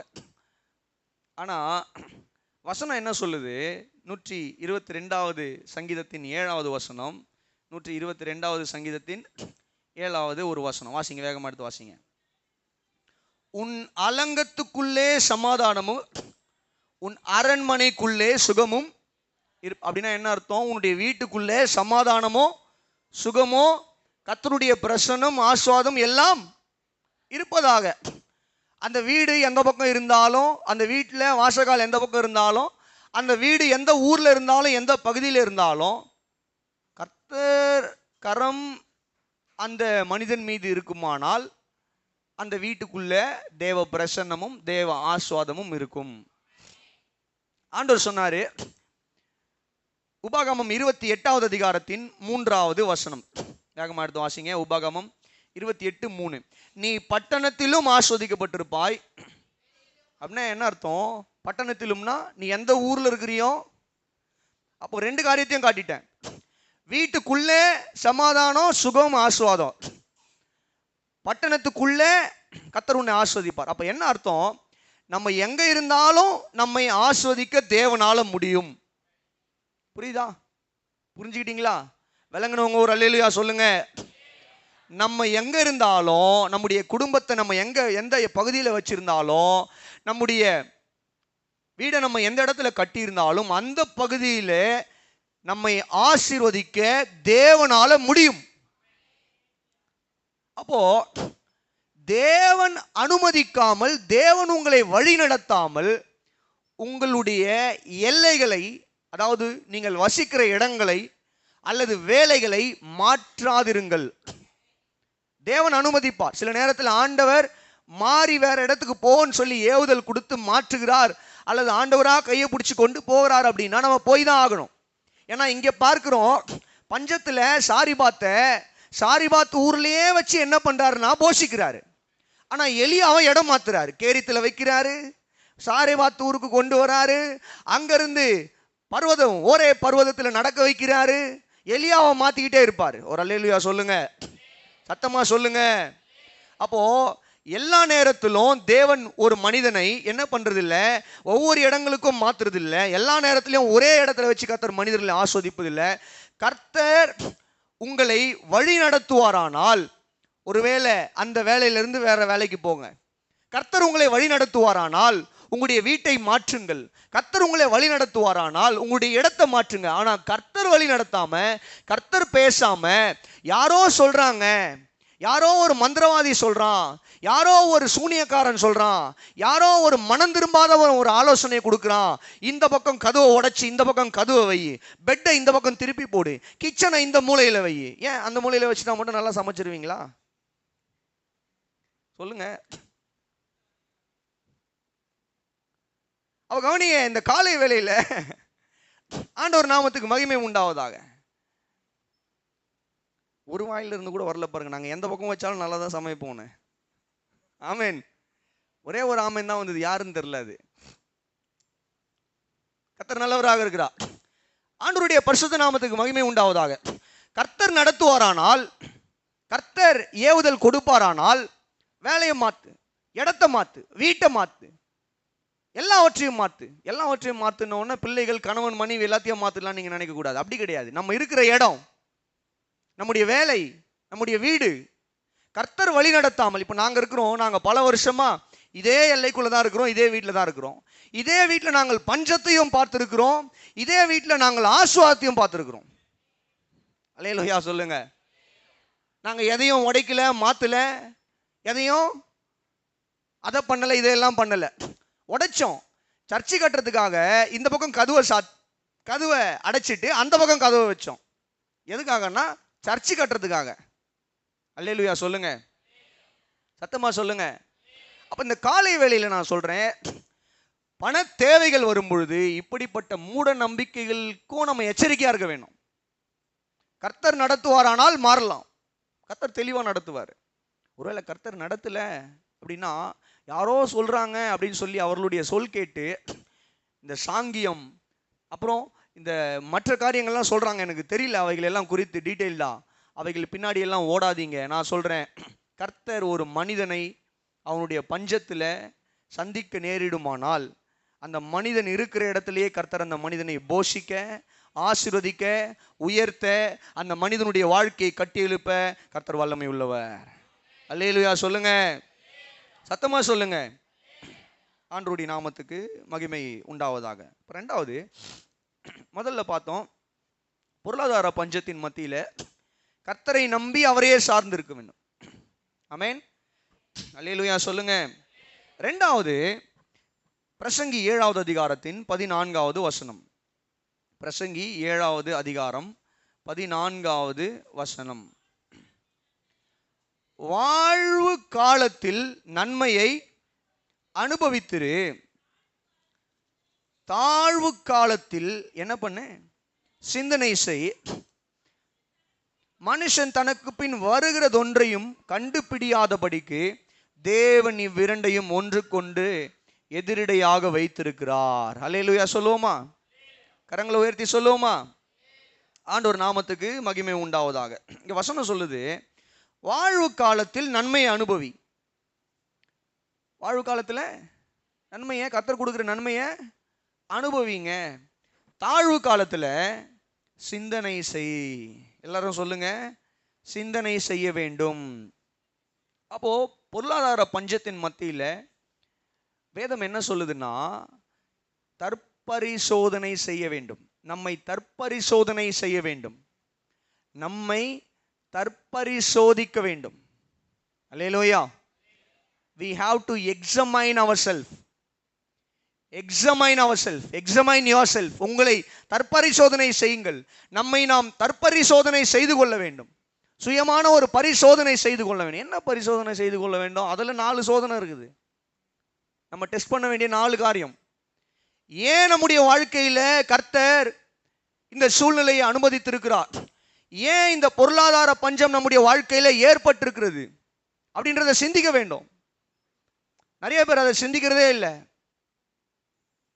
நம்முடைய வாழ்க்கையில பண கஷ்டங்கள் வரும் பொழுது, பொருளாதார கஷ்டங்கள் வரும் பொழுது நம்ம சிந்திக்கணுமா, ஏன் நம்முடைய வாழ்க்கையில இந்த பண கஷ்டம், ஏன் நம்ம இப்போ இந்த பொருளாதார ரீதியாக நம்முடைய குடும்பம் நெருக்கப்பட்டு கொண்டிருக்கிறது? சிந்திக்கணும். நம்முடைய பூர்வ நாட்களை கொஞ்சம் எடுத்து பார்க்கணும், பாஸ்ட பார்க்கணும், பழைய வாழ்க்கையை பார்க்கணும், கடந்த 5-10 வருஷத்தை கொஞ்சம் ரீகேப் பண்ணி பார்க்கணும். அதில் முதல்ல பார்க்க வேண்டிய காரியம் என்ன அப்படின்னு சொல்லி கேட்டீங்கன்னா, ஒருவேளை கர்த்தருக்கு விரோதமான காரியத்தின் நிமித்தம் நான் செய்தது நிமித்தம் என்னுடைய வாழ்க்கையில் இப்படிப்பட்ட காரியங்கள் ஏதாவது ஏற்பட்டிருக்கிறதா? ஒரு வசனம் வாசிக்கலாமா? 107வது சங்கீதத்தின் 34வது வசனம். 107வது சங்கீதத்தின் 34வது வசனம். குடிகளுடைய பொல்லாப்பின் நிமித்தம் செழிப்பான தேசத்தை உவர் நிலவாகவும் மாற்றுகிறார். கவனிக்கிறீங்களா? இங்க வசனம் சொல்லுது, என்ன சொல்லுது? பக்தன் பாடும்பொழுது அவர் சொல்லுகிறார் சங்கீதத்தில், குடிகளின் பொல்லாப்பின் நிமித்தம். அப்படின்னா ஒரு இடத்துல, ஒரு தேசத்துல குடியிருக்கிற மக்களுடைய பொல்லாப்பின் நிமித்தம் கர்த்தர் அந்த ஜனத்தின் மீது என்ன பண்றாருன்னு சொல்லிட்டு அவருடைய நிலத்தை, செழிப்பான நிலத்தை என்னவா மாத்துறாரு? உவர் நிலமா மாற்றுகிறாரு. ஜனங்களுடைய பாவத்தின் நிமித்தம் கர்த்தர் ஒரு தேசத்தை, ஒரு நிலத்தை என்னவா மாத்துறாருன்னு சொல்லி கேட்டீங்கன்னா பிரயோஜனமற்ற நிலமாய் மாற்றுகிறார். செழிப்பா இருக்கக்கூடிய தேசத்தை அவர் என்னவா மாற்றார்? ஊர் நிலமாய் மாற்றுகிறார். பிரயோஜனம் இல்லாத ஒரு தேசமாய், செழிப்பா இருக்கக்கூடிய ஒரு இடத்தை பிரயோஜனம் இல்லாத இடமாய் மாற்றுகிறார். மாற்றக்கூடும் கர்த்தரால. கவனிங்க, ஆபிரகாம் லோத்துவுக்கு இடையில ஒரு சலசலப்பு, அதாவது ஆபிரகாம் லோத்துனுடைய வேலைக்காரர்களுக்கு இடையில ஒரு சலசலப்பு உண்டான பொழுது ஆபிரகாம் சொல்றார், லோத்துவே எதுக்குப்பா நமக்குள்ள வாக்குவாதம், பிரச்சனை? நீ இந்த பக்கம் போனா நான் இந்த பக்கம் போகிறேன், நீ எந்த இடம் வேணும்னு பார்த்து தயவு செய்து நீ போ, என்னால உனக்கு தொந்தரவு வராதபடி, என்னுடைய வேலையாட்களால் தொந்தரவு வராதபடி நான் பார்த்துக்கிறேன். அவன் அப்படியே கண்களை ஏறெடுத்து பார்க்கிறான். நல்லா கவனிங்க, அவனுடைய கண்களுக்கு சோதோம் கோமாரா என்கிற பட்டணம் செழிப்பா இருக்குது. அவன் என்ன பண்றான் சொல்லுங்க? எங்க போறான்? ஏன் சோதோமுக்கு போறான்? ஏன்னா சோதோம் கோமோரா அந்த நாட்கள்ல செழிப்பான ஒரு பட்டணம், prosper place. The place was filled with prosperity. ஆசீர்வாதத்தினால, செழிப்பினால நிறைந்த ஒரு பட்டணம். ஆனால் கர்த்தர் அந்த பட்டணத்தை வானத்தின் அக்கினினால் அழித்து போட்டார். ஏன் அழிச்சாரு சொல்லுங்க? அந்த பட்டணத்தின் ஜனங்களின் பாவத்தின் நிமித்தம். கரெக்டா சொல்லுங்க? பைபிள் படிச்சிருக்கீங்களா இல்லையா? ஆதியாகமம் 18-19 அதிகாரத்தை வீட்டில் போய் படிச்சு பாருங்க. இன்னைக்கு ஒரு செழிப்பான நகரமாகிய சோதோம் கோமோராவை, செழிப்பான நிலம், செழிப்பான தேசம், கர்த்தர் என்ன பண்றாருன்னு சொல்லிட்டீங்கன்னா அந்த இடத்தை பிரயோஜனமற்ற ஒரு இடமாக மாற்றுகிறார். வானத்தின் அக்கினியை கொண்டு அந்த இடங்களில் இருக்கிற செழிப்பை எல்லாம் அழிக்கிறார். காரணம் என்ன? அந்த ஜனத்தினுடைய பாவம். ஆமென். ஜனத்தினுடைய. அப்போ பக்தன் நீங்க சொல்றது உண்மைதான், பக்தன் சொல்றது உண்மைதான் போல. என்ன உண்மை? ஒரு குடிகளினுடைய பொல்லாப்பின் நிமித்தம் கர்த்தர் அந்த தேசத்தை, நிலத்தை ஊர் நிலமாய் மாற்றுகிறார். அப்போ ஒரு மனிதன் கர்த்தருக்கு விரோதமாய், கர்த்தருடைய வார்த்தைகளை மீறி, கர்த்தருக்கு கீழ்ப்படியாமல், தங்களுடைய பெருக்கத்தின் நிமித்தம் அல்லது தங்களுடைய பெருமை நிமித்தம், உயர்வின் நிமித்தம், சாதனைகளின் நிமித்தம் அவர்கள் கர்த்தருக்கு கீழ்ப்படியாமல் நடக்கும் பொழுது சில வேளைகளில் கர்த்தர் ஒரு மனிதனுடைய வாழ்க்கையில பஞ்சத்தை அனுமதிக்கிறார். அல்லேலூயா. ஒரு வசனம் வாசிக்கலாமா? உபாகமம் வாங்க, 28வது அதிகாரம். உபாகமம் 28வது அதிகாரத்துக்கு வருவீர்களானால், இந்த அதிகாரம் ஒரு நல்ல அதிகாரம். 2 காரியத்தை இந்த அதிகாரத்தில் பார்க்க முடியும். ஒன்று ஆசீர்வாதம், இன்னொன்று சாபம். கிட்டத்தட்ட முதல் 12 வசனங்கள் வரைக்கும் நீங்கள் வாசித்து பார்ப்பீர்களானால் ஆசீர்வாதம். 12வது வசனத்தை வாசிக்கலாமா? ஏற்ற காலத்தில் உன் தேசத்தில் மழை பெய்யவும், கையிட்டு செய்யும் வேலைகள் எல்லாம் ஆசீர்வதிக்கவும், கர்த்தர் உனக்கு தமது நல்ல பொக்கிஷ சாலை ஆகிய வானத்தை திறப்பார், நீ அநேக ஜாதிகளுக்கு கடன் கொடுப்பாய். எவ்வளவு ஆச்சரியமான வாக்குத்தத்தங்கள் பாரு. ஏற்ற காலத்துல மழை பெய்யும், ஏற்ற காலத்துல பணம் வரும், ஏற்ற காலத்துல நீ கையிட்டு செய்கிற வேலைகள் எல்லாம் கர்த்தர் ஆஸ்வதிப்பாரு. ஆண்டவர் தம்முடைய பொக்கிஷ சாலையை திறந்து, அவர் அங்க திறந்தாதான் இங்க நமக்கு ஆசீர்வாதம். புரியுதா உங்களுக்கு? அவர் அங்க கிருபை கொடுக்கணும், இங்க நம்ம ஆசீர்வாதம் பெறணும்னா அவர் கிருபை காட்டணும். இதெல்லாம் அவர் சொல்றாரு, நான் உனக்கு செய்வேன், நீ கடன் வாங்க மாட்ட, நீ கடன் கொடுக்கிறவனாய் மாறுவாய். ஆனா அடுத்ததா ஒரு டிமாண்ட் வைக்கிறார். 13வது வசனம், இன்று நான் விதிக்கிற வார்த்தைகள் யாவையும் விட்டு விலகி வேறே தேவர்களை சேவிக்கும்படி நீ வலதுபுறம் இடதுபுறம் சாயாமல் நான் உனக்கு விதிக்கிற உன் தேவனாகிய கர்த்தரின் கட்டளைகளை கைக்கொள்ளவும் அவைகளின் நடக்கவும் செவி கொடுத்தால் உன்னை வாளாக்காமல் தலையாக்குவார். இது எல்லாம் சொல்லிட்டே வந்து 15வது வசனத்தில் சொல்றார், நான் உனக்கு விதிக்கிற உன் தேவனாகிய கர்த்தருடைய எல்லா கற்பனைகளின்படியும் கட்டளைகளின்படியும் நடக்க கவனமா இருக்கிறதற்கு அவர் சத்தியத்திற்கு செவி கொடாதே போவாயாகில். பட்டணத்திலும் சாபம், வெளியிலும் சாபம், கூடையிலும் சாபம், தொட்டியிலும் சாபம், எல்லாம் அப்படியே வந்துகிட்டே இருக்கும். இப்போ 44வது வசனம் வாசிங்க. அங்க பார்ப்பீங்கன்னா, அவன் உன்னிடத்தில் கடன்படான், நீ அவனிடத்தில் கடன்படுவாய். அவன் தலையா இருப்பான், நீ. நம்ம எல்லாருக்கும் தெரிஞ்ச வசனம், உன்னை வாளாக்காமல் கர்த்தர் தலையாக்குவார். நீ பட்டணத்திலும் ஆஸ்வதிக்கப்பட்டிருப்பாய், வெளியிலும் ஆஸ்வதிக்கப்பட்டிருப்பாய். இப்போ அப்படியே ரிவர்ஸ் ஆகுது. என்ன ஆகுதுன்னா, நீ கடன்காரனா இருப்ப, அவன் உனக்கு கடன் கொடுப்பான். அவன் ஆஸ்வாதமா இருப்பான், நீ தேவையில்லை. அவன் உனக்கு தலையா இருப்பான், நீ அவனுக்கு வாளா இருப்ப. 38 இருந்து வாசிக்கலாமா? மிகுந்த விதையை வயலுக்கு கொண்டு போவாய், கொஞ்சம் அறுப்பாய், வெட்டுக்கிளி அதை பட்சித்து போடும். திராட்சை தோட்டங்களை நாட்டி பயிரிடுவாய், ஆனாலும் திராட்சரசம் குடிப்பதில்லை, திராட்சை பழங்களை சேர்ப்பதும் இல்லை, பூச்சி அதை தின்று போடும். ஒலிவ மரங்கள் உன் எல்லைகளில் எல்லாம் இருக்கும், ஆனாலும் அதன் எண்ணெய் பூசிக்கொள்வதில்லை. உன் ஒலிவ மரத்தின் பிஞ்சுகள் உதிர்ந்து போதும். நீ உன் குமாரரையும் குமாரத்திகளையும் பெறுவாய், ஆனாலும் அவர்கள் உன்னோடு கூட இரார்கள், அவர்கள் சிறைப்பட்டு போவார்கள். உன் மரங்கள் எல்லாவற்றையும் உன் நிலத்தின் கனிகளையும் வீட்டிலே பட்சித்து போடும். நிறைய காரியம் இதே மாதிரி வந்துக்கிட்டே இருக்கும். இதெல்லாம் ஏன் அப்படின்னு சொல்லிக்கிட்டீங்கன்னா, ஒரு மனிதன் கர்த்தருக்கு கீழ்ப்படியாமல் போவானேயானால் அந்த மனிதனுடைய வாழ்க்கையில ஏற்படக்கூடிய விளைவுகளை கர்த்தர் காண்பிக்கிறார். ஆமென். ஒரு மனிதன் கர்த்தருக்கு கீழ்ப்படியாமல் தன்னுடைய செல்வ பெருக்கினால, தன்னுடைய பெருமையினால, தன்னுடைய உலக ஆசையினால, தன்னுடைய சுய பலத்தினால அவன் தேவனை மறந்து, கர்த்தரை மறந்து அவன் இந்த உலகத்தின் பின்னாடி ஓடும் பொழுது, இந்த உலகத்தை அவன் தன்னுடைய தேவனாக ஏற்றுக்கொள்ளும் பொழுது, வேதம் சொல்லுது, கர்த்தர் சொல்றாரு, அது அப்படியே ரிவர்ஸ் ஆகும், அது அப்படியே திரும்புது. பல வசனங்கள் இந்த மாதிரி இருக்குதுங்க, பல வசனங்கள். ஒரு வசனத்தை இன்னொரு வசனத்தை வாசிக்க கேட்போம். 1 சாமுவேல் 21வது அதிகாரத்தின் முதல் வசனம். 1 சாமுவேல் 21வது அதிகாரத்தின் முதல் வசனம். தாவீது நோபில் இருக்கிற ஆசாரியர்களாகிய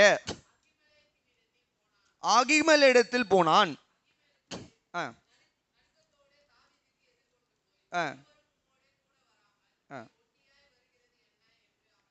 மன்னிக்கணும் 1 சாமுவேல் 2 சாமுவேல் 21. 2 சாமுவேலுக்கு வருவோம். 2 சாமுவேல். தாவீதின் நாட்களில் கவனிங்க, 3 வருஷம் ஓயாத பஞ்சம் உண்டாயிருந்தது. அப்பொழுது தாவீது கர்த்தருடைய சமூகத்தில் விசாரித்தான். கர்த்தர் கிபியோனியரை கொண்டு போட்ட சவுலுக்காக, இரத்த பிரியரான அவன் வீட்டாருக்காகவும் இது உண்டாயிற்று என்றார். ஒரு அல்லேலூயா சொல்லுங்க, சத்தமா சொல்லுங்க. தாவீது ராஜாவுடைய நாட்கள்ல தேசத்துல 3 வருஷம் பஞ்சம். தாவீது யோசிக்கிறான், என்னடா இது 3 வருஷம் விதைக்கிறாங்க, ஜனங்களால் அறுவடை செய்ய முடியல, என்னென்னவோ பண்றோம், வாழ்க்கையில ஜனங்க முன்னேற முடியல, ராஜ்யத்திலையும் பெரிய பொருளாதாரத்துல வெற்றி கிடையாது, 3 வருஷம் ராஜ்யம் பஞ்சத்துல சிக்கி இருக்கிறது. தாவீது யோசிக்கிறான், இதை சும்மா விடக்கூடாது, கர்த்தரிடத்துல போய் விசாரிக்கணும். இப்ப தேவனிடத்துல தாவீது விசாரிக்கும் பொழுது கர்த்தர் சொல்றாரு, இது யார் நிமித்தம்னா சவுலினுடைய பாவத்தின் நிமித்தம் வந்த ஒரு பஞ்சம். என்ன பாவம் சவுல் பண்ணிட்டான்? சவுல், அதாவது யோசுவாவின் நாட்கள்ல யோசுவா கிபியோனியர்களோடு கூட ஒரு சமாதான உடன்படிக்கை பண்ணியிருந்தான். இதை சவுலினுடைய நாட்கள்ல சவுல் ராஜா மீறி இந்த கிபியோனியர்களை என்ன பண்ணிட்டான்னு சொல்லி கேட்டீங்கன்னா, சில கிபியோனியர்களை கொன்று விட்டான், கொலை செய்து விட்டான். அப்போ கர்த்தர் சொல்றாரு, அந்த அப்பாவி கிபியோனியர்கள், தேவன் என்னுடைய நாமத்தினால சமாதான உடன்படிக்கை பண்ணப்பட்ட ஒரு ஜனங்கள், அந்த ஜனங்களோடு கூட யோசுவா சமாதான உடன்படிக்கை பண்ணா, என்னுடைய நாமம் அவர்களை என்ன பண்ணுது? அந்த உடன்படிக்கையில பாதுகாக்கிறது. ஆனால் சவுல் அந்த ஜனங்களை இந்த உடன்படிக்கையை மீறி கொன்று போட்டது நிமித்தம், அவனுடைய அந்த பாவத்தின் நிமித்தம் அந்த அப்பாவி ஜனங்களுடைய ரத்தம் என்ன பண்ணுதுன்னு சொல்லி கேட்டீங்கன்னா, என்னுடைய காதுகள்ல தொனிக்கிறது, அந்த ஜனங்களுடைய இரத்த பழி நிமித்தம் நான் இந்த பஞ்சத்தை அனுமதித்திருக்கிறேன். உடனே அப்போ ஆண்டவர் சொல்றாரு, அந்த இரத்த பழியை நீக்க வேண்டுமானால் ரீடாலியேட் பண்ணு, சவுலினுடைய குமாரர்களை என்ன பண்ணுங்கன்னு சொல்லி கேட்டீங்கன்னா, அவர்களை கொன்று போடுங்கள். அவர்கள் செய்த பாவத்துக்கு நிகராக சவுலினுடைய குமாரர்களை கொன்று போடுங்கள், அப்போ இந்த பஞ்சம் நீங்கும். கேட்கறதுக்கே பயமா இருக்கு பாருங்க. அதான் நான் எப்பவுமே சொல்லுவேன், நல்ல வேலை நம்மெல்லாம் பழைய ஏற்பாட்டின் காலத்தில் பிறக்கல. பிறந்திருந்தா எப்போ செத்து போயிருப்போம். கிருபையின் காலத்தில் கர்த்தர் பறக்க வச்சு நமக்கு கிருபையை கொடுத்துருக்கிறாரு. அதனால தான் நம்மளாம் என்ன பண்ணுறோம், நிறைய நேரத்தில் தேவ கிருபையை சரியாக புரிஞ்சிக்காம இஷ்டத்துக்கு என்ன பண்ணுறோம், சுற்றிட்டு இருக்கிறோம். ஆனால் கவனிங்க, பழைய ஏற்பாடு எவ்வளோ கடுமை பாருங்க. பழைய ஏற்பாட்டில் எவ்வளோ கடுமையான நடவடிக்கைகளை கர்த்தர் எடுத்துருக்காரு பாருங்க. தாவீது பயந்தான். அதை பார்த்த உடனே, ஐயோ ஆண்டவரே, உடனே காரியங்களை செய்து நிமித்தம் கர்த்தர் பஞ்சத்தை மாற்றுகிறார். ஆகாய் புத்தகத்தில் வாசிக்கிறோம், ஜனங்கள் எல்லாம் தேவனுடைய ஆலயத்தை கட்டுகிற வேலையை விட்டுவிட்டு தங்களுக்காக அவர்கள் வீடுகளை கட்டி தங்களுக்காக காரியங்களை செய்த போது ஆண்டவர் சொல்றாரு, கிட்டத்தட்ட 16 வருஷங்கள் தேவனுடைய வேலை தடைப்பட்டிருக்கு. 16 years நியர்லி அப்ராக்சிமேட்டா 16 வருஷங்கள் தேவனுடைய ஆலயத்தின் வேலை தடைப்பட்டிருக்கிறது. அந்த ஜனங்கள் விதைக்கிறாங்க, அறுவடை செய்ய முடியல. அப்படியே அறுவடை செய்தாலும் அவைகளை கொண்டு வந்து என்ன பண்றாங்க, பொத்தலான பைக்குள்ள போடுறாங்க. விதைக்கிறாங்க, அறுவடை செய்ய முடியல, வளருது, வெட்டுக்கிளிகள் பட்சிக்குது, சில காரியங்கள் எல்லாம் அது அப்படியே பாழா போகுது. அதையும் மீறி சில அறுவடைகளை எல்லாம் பண்றாங்க. ஐயா, நம்ம சேர்த்து வச்சாச்சு, கொஞ்சம் அறுவடை வந்தாச்சு, வெட்டுக்கிளிகள் கடிக்காத, பட்சித்து போடாத சில காரியங்களை எல்லாம் என்ன பண்ணாங்கன்னா அறுவடை செய்து கொண்டு வந்து போடுறாங்க. அதுவும் ஓட்டப்பை, வீணான செலவா போயிடுது, ஒன்றும் நிக்கல, தங்கல. இந்த நிலைமையில தான் கர்த்தர் ஆகாய், சகரியா தீர்க்கதரிசிகளை எல்லாம் எழுப்பி ஜனங்களிடத்தில் அனுப்புகிறார். ஆகாய் தீர்க்கதரிசி வந்து சொல்றாரு, நீங்கள் வாசித்து பார்ப்பீர்களானால் ஆகாய் 1வது அதிகாரத்தை வீட்டுக்கு போய் வாசித்து பாருங்க. ஆகாய் தீர்க்கதரிசன புத்தகம் 1வது அதிகாரத்தின் 3வது வசனத்திலிருந்து 11வது வசனம் வரைக்கும் வாசித்து பார்க்கணும். ஆண்டவர் கேட்கிறாரு, நீங்கள் சம்பாதிக்கிற பணங்கள் எல்லாம் வீணாய் போகிறதே, நீங்கள் சம்பாதிக்கிற பணங்களை எல்லாம் கொண்டு வந்து பொத்தல் பைக்குள்ள போடுகிறீர்களே. ஆண்டவர் கேட்கிறாரு, நடக்கிற காரியம் என்ன? ஆகாயும் சகரியாவும் எழுந்து தீர்க்கதரிசனம் உரைக்கிறாங்க. நீ முதல்ல தேவனுடைய ஆலயத்தை கட்டி எழுப்பு. கர்த்தர் உன்னை பாபிலோனின் சிறையிருப்புல இருந்து மறுபடியும் எதுக்கு இங்க கொண்டு வந்தார்? எதுக்கு கொண்டு வந்தாரு? நீ தேவனை ஆராதித்து சாட்சியுள்ள ஒரு ஜனமா இருப்பதற்காக கொண்டு வந்தாரு. ஆனா நீ தேவனை ஆராதிக்கிறத விட்டுட்டு உனக்காக, உன்னுடைய குடும்பத்துக்காக நீ வாழ ஆரம்பித்து விட்டாயே. கர்த்தருடைய வேலையை விட்டுட்டியாப்பா, கர்த்தருக்காக வாழ்றதை விட்டுட்டியே. அதனாலதான் உன்னுடைய வாழ்க்கையில இந்த பஞ்சம். கர்த்தருடைய ஆலயத்தை கட்டு, கர்த்தருடைய அஸ்திபாரத்தை நிலைநாட்டு, அஸ்திபாரத்தின் வேலையை முடி. இன்று முதல் நான் உன்னை ஆசீர்வதிப்பேன். வெட்டுக்கிளிகள் அவைகள் பட்சித்து போட்ட வருஷங்களை உனக்கு திரும்ப கொடுப்பேன். அல்லேலூயா சொல்லுங்க. 10 மாசம் வேலை இல்லாம இருந்தியா, 10 வருஷம் உனக்கு வர வேண்டிய லாபத்தை நான் என்ன பண்ணுவேன், உனக்கு கொடுப்பேன். அல்லேலூயா சொல்லுங்க. சில இன்ஸ்டிடியூஷன், சில கம்பெனிஸ்ல எல்லாம் பாருங்க, மெட்டர்னிட்டி லீவ் போனாங்க அப்படின்னா லீவ் கொடுப்பாங்க 3 மாசம் 4 மாசம் மகப்பேறு காலத்துல. அந்த 4 மாசம் லீவ் அவங்களுக்கு சம்பளத்தோட. ஆனா அந்த சம்பளம் எப்போ கொடுப்பாங்க? நீங்க மறுபடியும் போய் வேலையில ஜாயின் பண்ணும்போது 4 மாசம் சம்பளத்தை சேர்த்து போடுவாங்க. ஆண்டவர் சொல்றாரு, 16 வருஷம் வாழ்க்கையில பஞ்சமா? ஏன் பஞ்சம்? நீ என்ன மறந்து, என்னுடைய அழைப்பை மறந்து, நான் உன்னை அழைத்த அழைப்பை மறந்து, உண்மையை வைத்த அபிஷேகம், தீர்க்க தரிசனம், உன்னுடைய அழைப்பை மறந்து நீ உனக்காக வாழ்ந்து கொண்டிருக்கிறாய். நீ எழுந்து தேவனுடைய ஆலயத்தை கட்டு. இந்த 16 வருஷம் வெட்டுக்கிளிகள் பட்சித்து போட்டதை பல மடங்கு லாபமாய் உனக்கு கொடுப்பேன். அல்லேலூயா சொல்லுங்க. அதுதான் அதனுடைய அர்த்தம். 2 அதிகாரத்தை நீங்க படிச்சு பாருங்க, ஆகாய் தீர்க்கதரிசன புத்தகத்துல இருக்கு. அப்ப ஆண்டவர் சொல்றாரு, நீ தேவனுடைய அஸ்திபாரத்தை போட்ட முதல், இன்று முதல் நான் உன்னை என்ன பண்ணுவேன்? ஆசீர்வதிப்பேன். அல்லேலூயா சொல்லுங்க, சத்தமா சொல்லுங்க.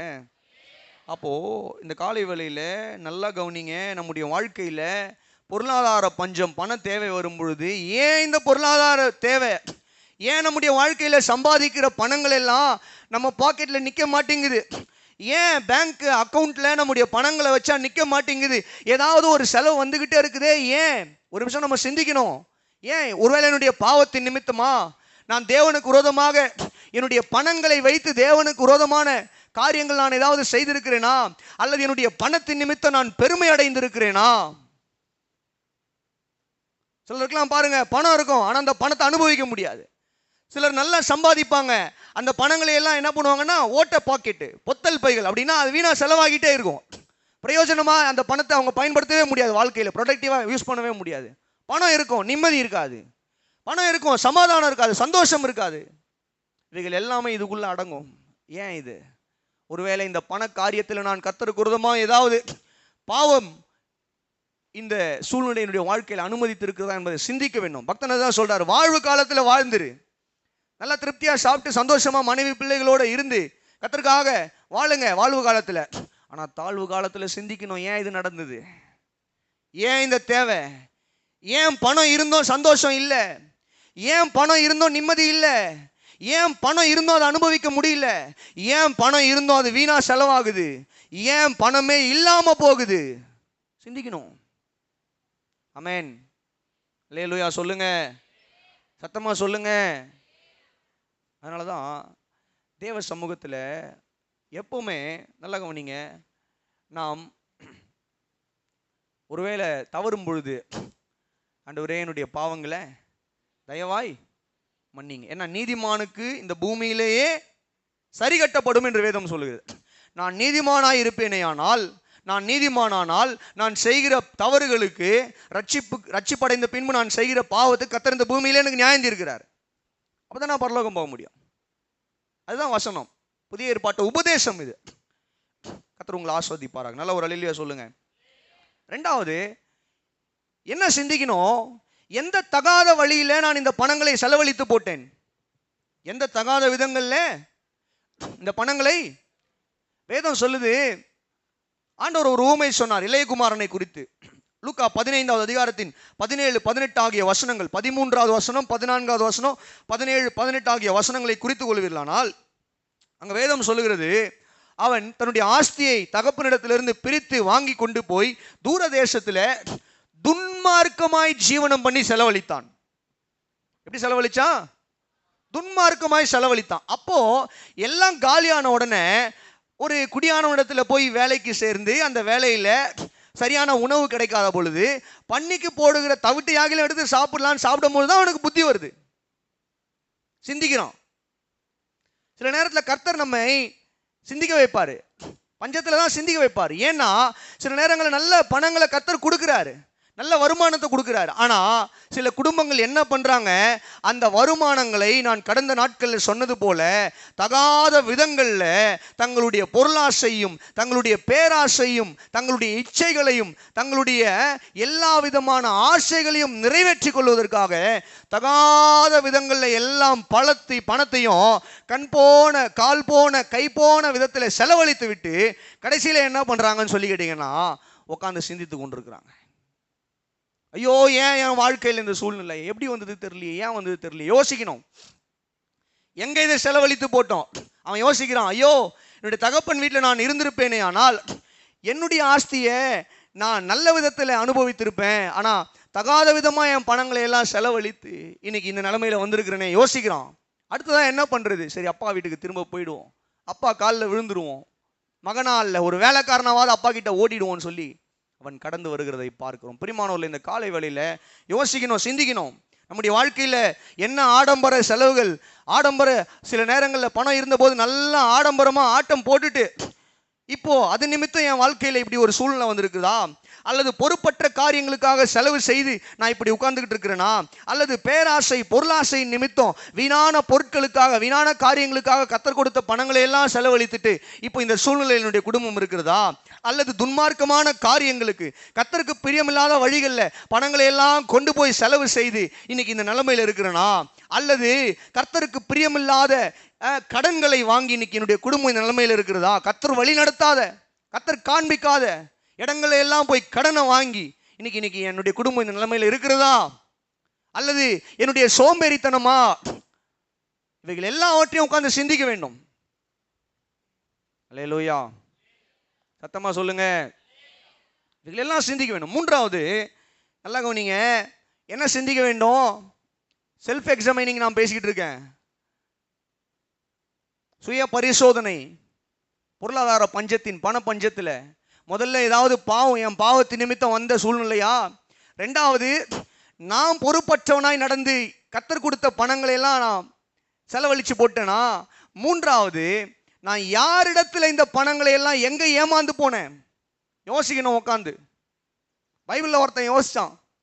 அவன் யோசிச்சது மாத்திரம் இல்லாம மனைவியும் யோசிக்க வச்சான். யாருன்னு சொல்லுங்க? கர்த்தர் உங்களை ஆஸ்வதிப்பார். பரவாயில்ல, கொஞ்சம் கவனிக்கிறீங்க. யாக்கோபு ஒரு கட்டத்தில் யோசிக்கிறான். என்ன யோசிக்கிறான்? நான் இத்தனை வருஷங்களா என்னுடைய மாமனாருக்காக வேலை செய்து உழைத்து கொண்டிருக்கிறேன். என் மாமனார் வளர்ந்து ஆஸ்வாதமா இருக்கிறாரு. ஆனா என் வாழ்க்கையில பெருக்கம் இல்லையே. மனைவி வந்துடுச்சு, பிள்ளைங்க வந்துட்டாங்க, என் குடும்பம் பெருசாச்சு. ஆனா இன்னைக்கு எனக்கு என்ன இல்லை? இன்னும் ஸ்டேபிள் ஆகல என்னுடைய குடும்பம். ஒருவேளை என்னுடைய மாமனார் வெளியே போ யாக்கோபேன்னு சொல்லுவாரானால், நான் என்னுடைய மனைவியும் பிள்ளைகளையும் கொண்டு போய் எங்க வாழ வைப்பேன்? எப்படி சாப்பாடு கொடுப்பேன்? யோசிக்கிறான். தன்னுடைய மனைவியை உட்கார வச்சு சொல்றான். என்ன சொல்றான்? இங்க பாரு, நேத்து இருந்த மாதிரி உங்க அப்பாவுடைய முகம் இன்னைக்கு இல்ல. உன் சகோதரர்களும் சரியா பேசுறது இல்ல. அவங்களுடைய முகம் வேறுபடுது. எனக்கு ரொம்ப சந்தேகமா இருக்கு. கர்த்தரும் எனக்கு தரிசனத்துல தோன்றி சொன்னாரு, இங்க இருந்து கிளம்பி போயிடு, நான் காட்டுற தேசத்துக்கு போ, உன்னுடைய முற்பிதாக்களுக்கு நான் கொடுத்த வாக்கு தத்தத்தை உனக்கு நிறைவேற்றுவேன் அப்படின்னு சொல்லி சொன்னாரு. ஆனா பாரு, நான் உழைக்கிறேன், இத்தனை வருஷம் உங்களுக்காக உழைக்கிறேன், சம்பாதிக்கிறேன். கர்த்தரா என்ன பண்றாருன்னா இந்த ஆடுகளை எல்லாம் எனக்கு பெருக செய்திருக்கிறாரு. ஆனா இன்னைக்கு நம்ம வளர்றதை பார்த்த உடனே உங்க அப்பாவுக்கும் முகம் மாறுது, உங்க அண்ணனுங்களுக்கும் முகம் மாறுது. இதுக்கு மேல நம்ம இருக்கலாமா வேணாமான்றதை நீ முடிவு பண்ணு. நல்லா போட்டான் பாருங்க நங்கூரத்தை.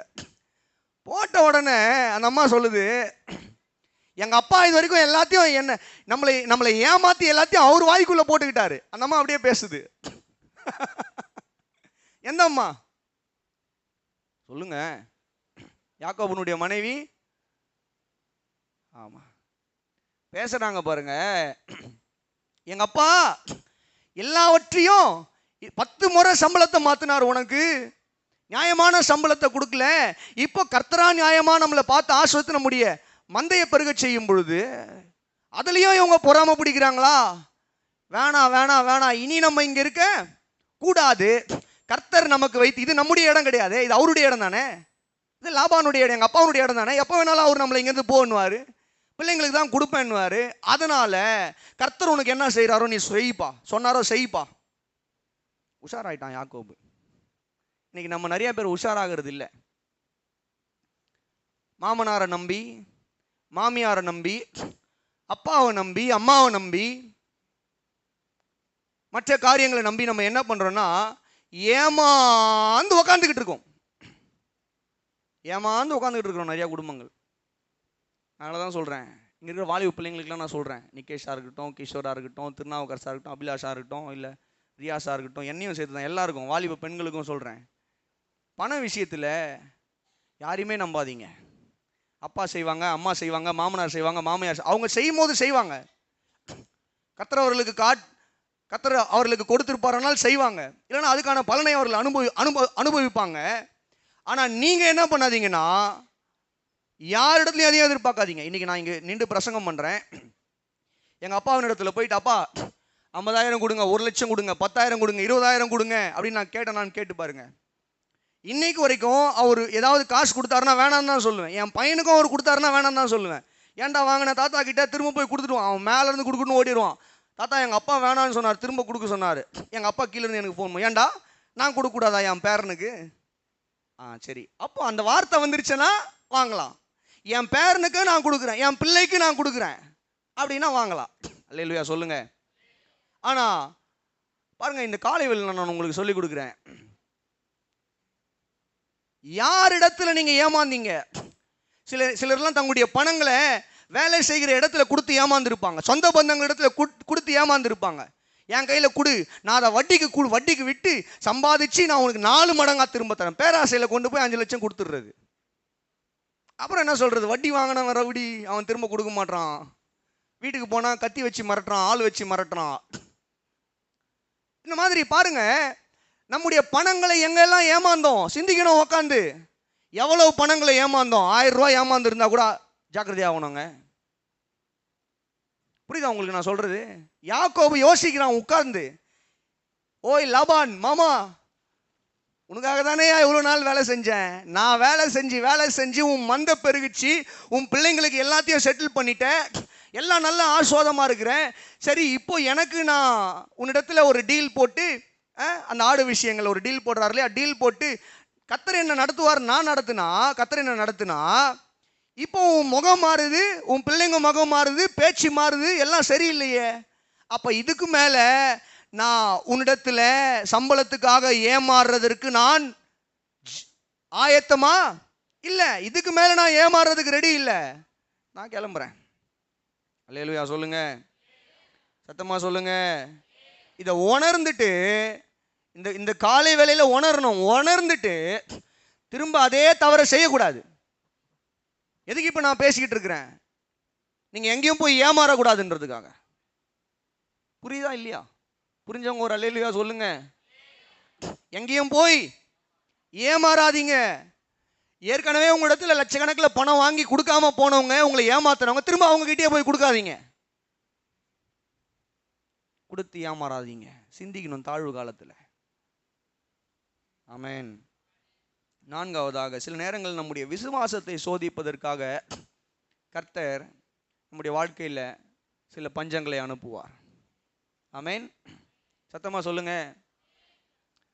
பிசாசு யோபுவை குறித்து தேவனிடத்தில் போய் சொல்ற ஒரு காரியம் என்னன்னா, நீர் என்ன சும்மாவா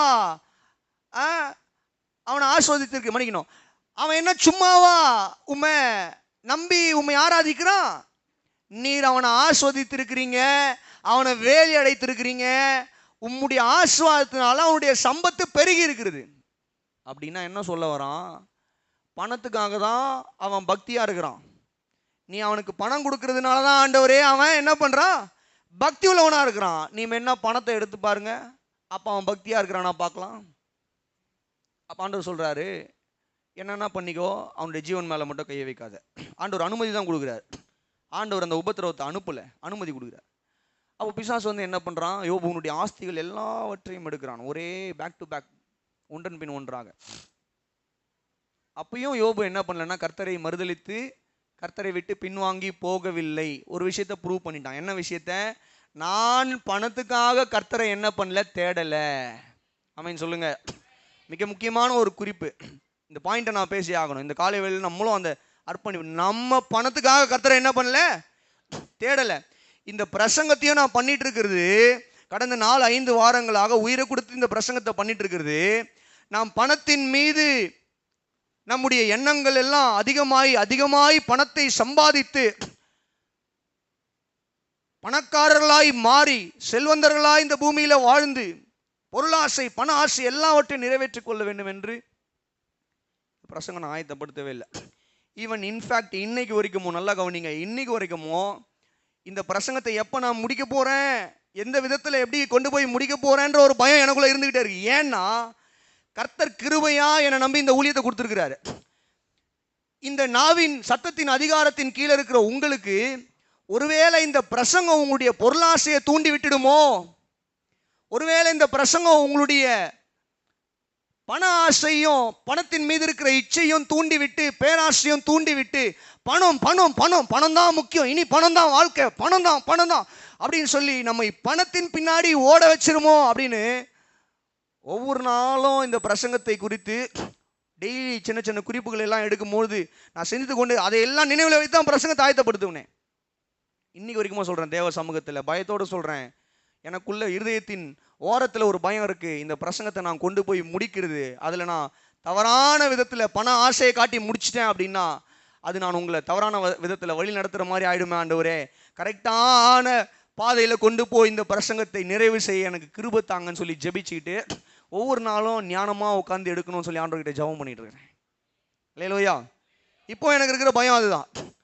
இந்த பிரசங்கத்தை கேட்டு பண காரியத்தில் நீங்கள் தெளிவு உண்டாகணும், பண விஷயத்தில் நம்ம ஜாக்கிரதை உள்ளவர்களாய் மாறணும், ஞானமாய் இந்த பணங்களை இந்த பூமியில நாம் கையாள வேண்டும் என்பதுதான் இந்த பிரசங்கத்தினுடைய நோக்கமே தவிர்த்து உங்களை மெட்டீரியலிஸ்டிக்காக மாற்றுவது, அதாவது பொருளாசி உள்ளவர்களாய், பேராசி உள்ளவர்களாய், பண ஆசை உள்ளவர்களாய் மாற்றுவது இந்த பிரசங்கத்தினுடைய நோக்கம் அல்ல.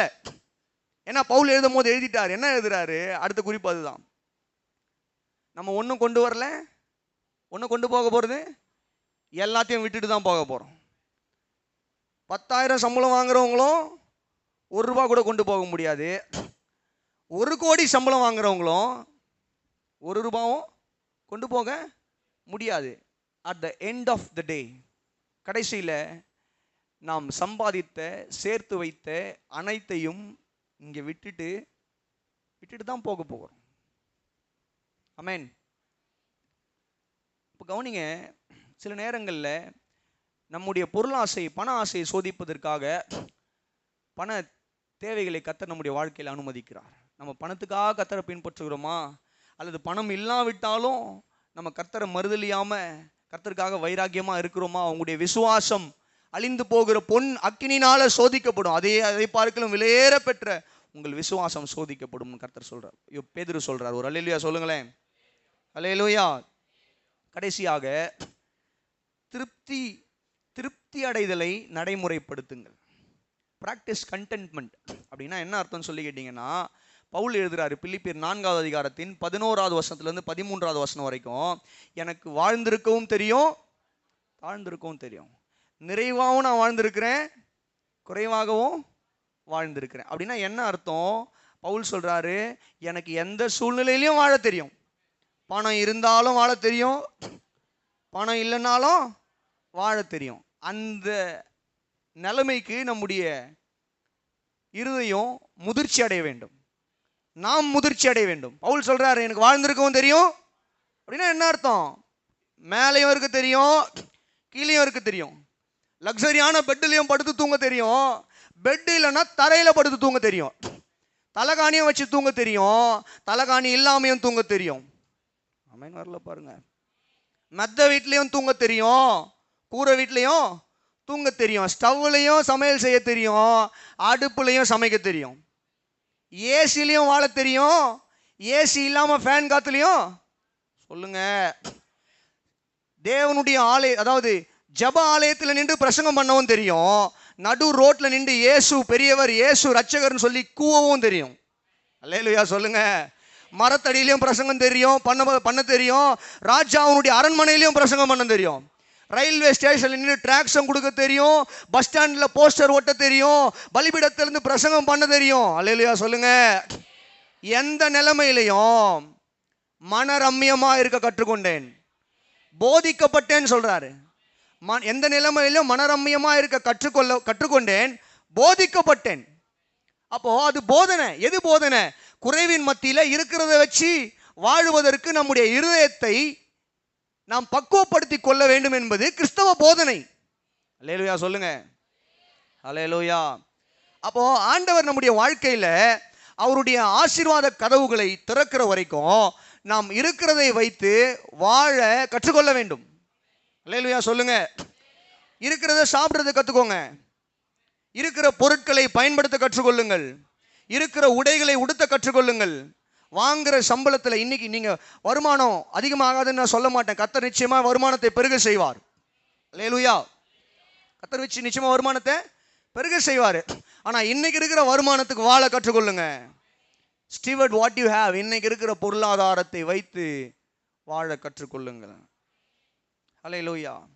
ஒரே ஒரு காரியத்தை சொல்லி முடிக்கிறேன். புதிய ஏற்பாட்டுக்கு பவுல்னா பழைய ஏற்பாட்டில் மோசே.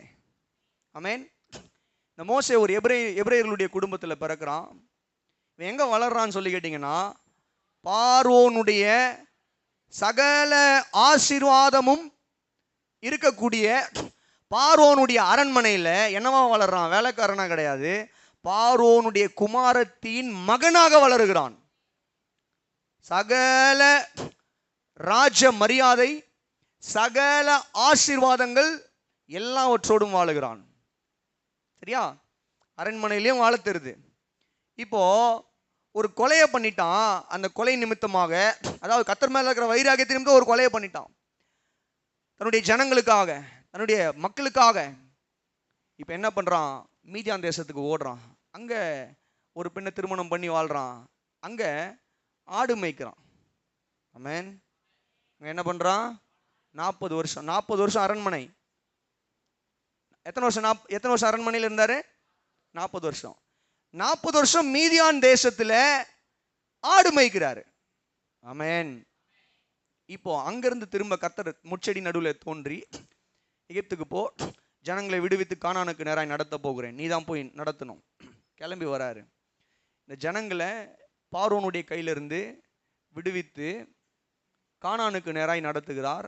வனாந்திரத்தில் 40 வருஷம் உபத்திரவப்படுகிறார். ஆமென்.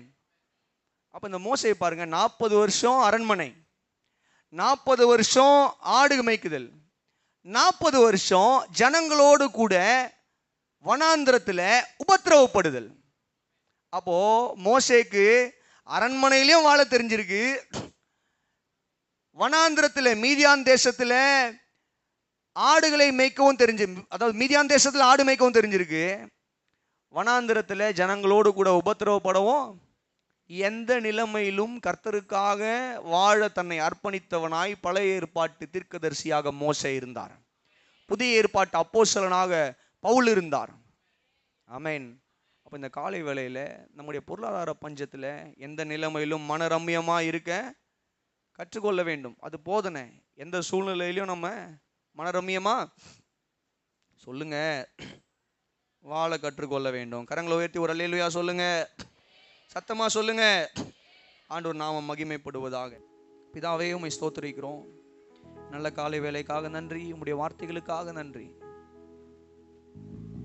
ஆண்டவர் இந்த வார்த்தையை கர்த்தர் கனம் பண்ணுங்க. அடியேன் பேசும் பொழுது உம்முடைய ஆவியானவர் வெளிப்பட்டீரே நன்றி. இந்த வார்த்தைகள் ஒவ்வொருடைய இருதயங்களில் கிரியை செய்து ஒவ்வொருவருடைய இருதயங்களில் கர்த்தர் ஒரு விடுதலையை கொண்டு வரும்படியாய் ஜெபிக்கிறோம். கர்த்தர் ஒரு விடுதலையை கொண்டு வாங்க.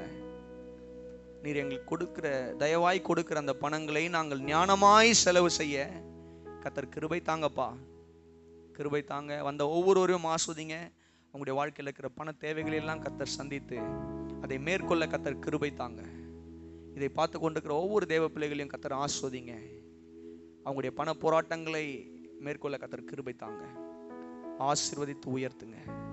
இயேசுவின் மூலம் ஜெபிக்கிறோம் எங்கள் நல்ல பிதாவே, ஆமென். கரங்களை உயர்த்தி நல்ல ஒரு அல்லேலூயா சொல்லுமா. ஹல்லேலூயா, ஹல்லேலூயா, ஹல்லேலூயா.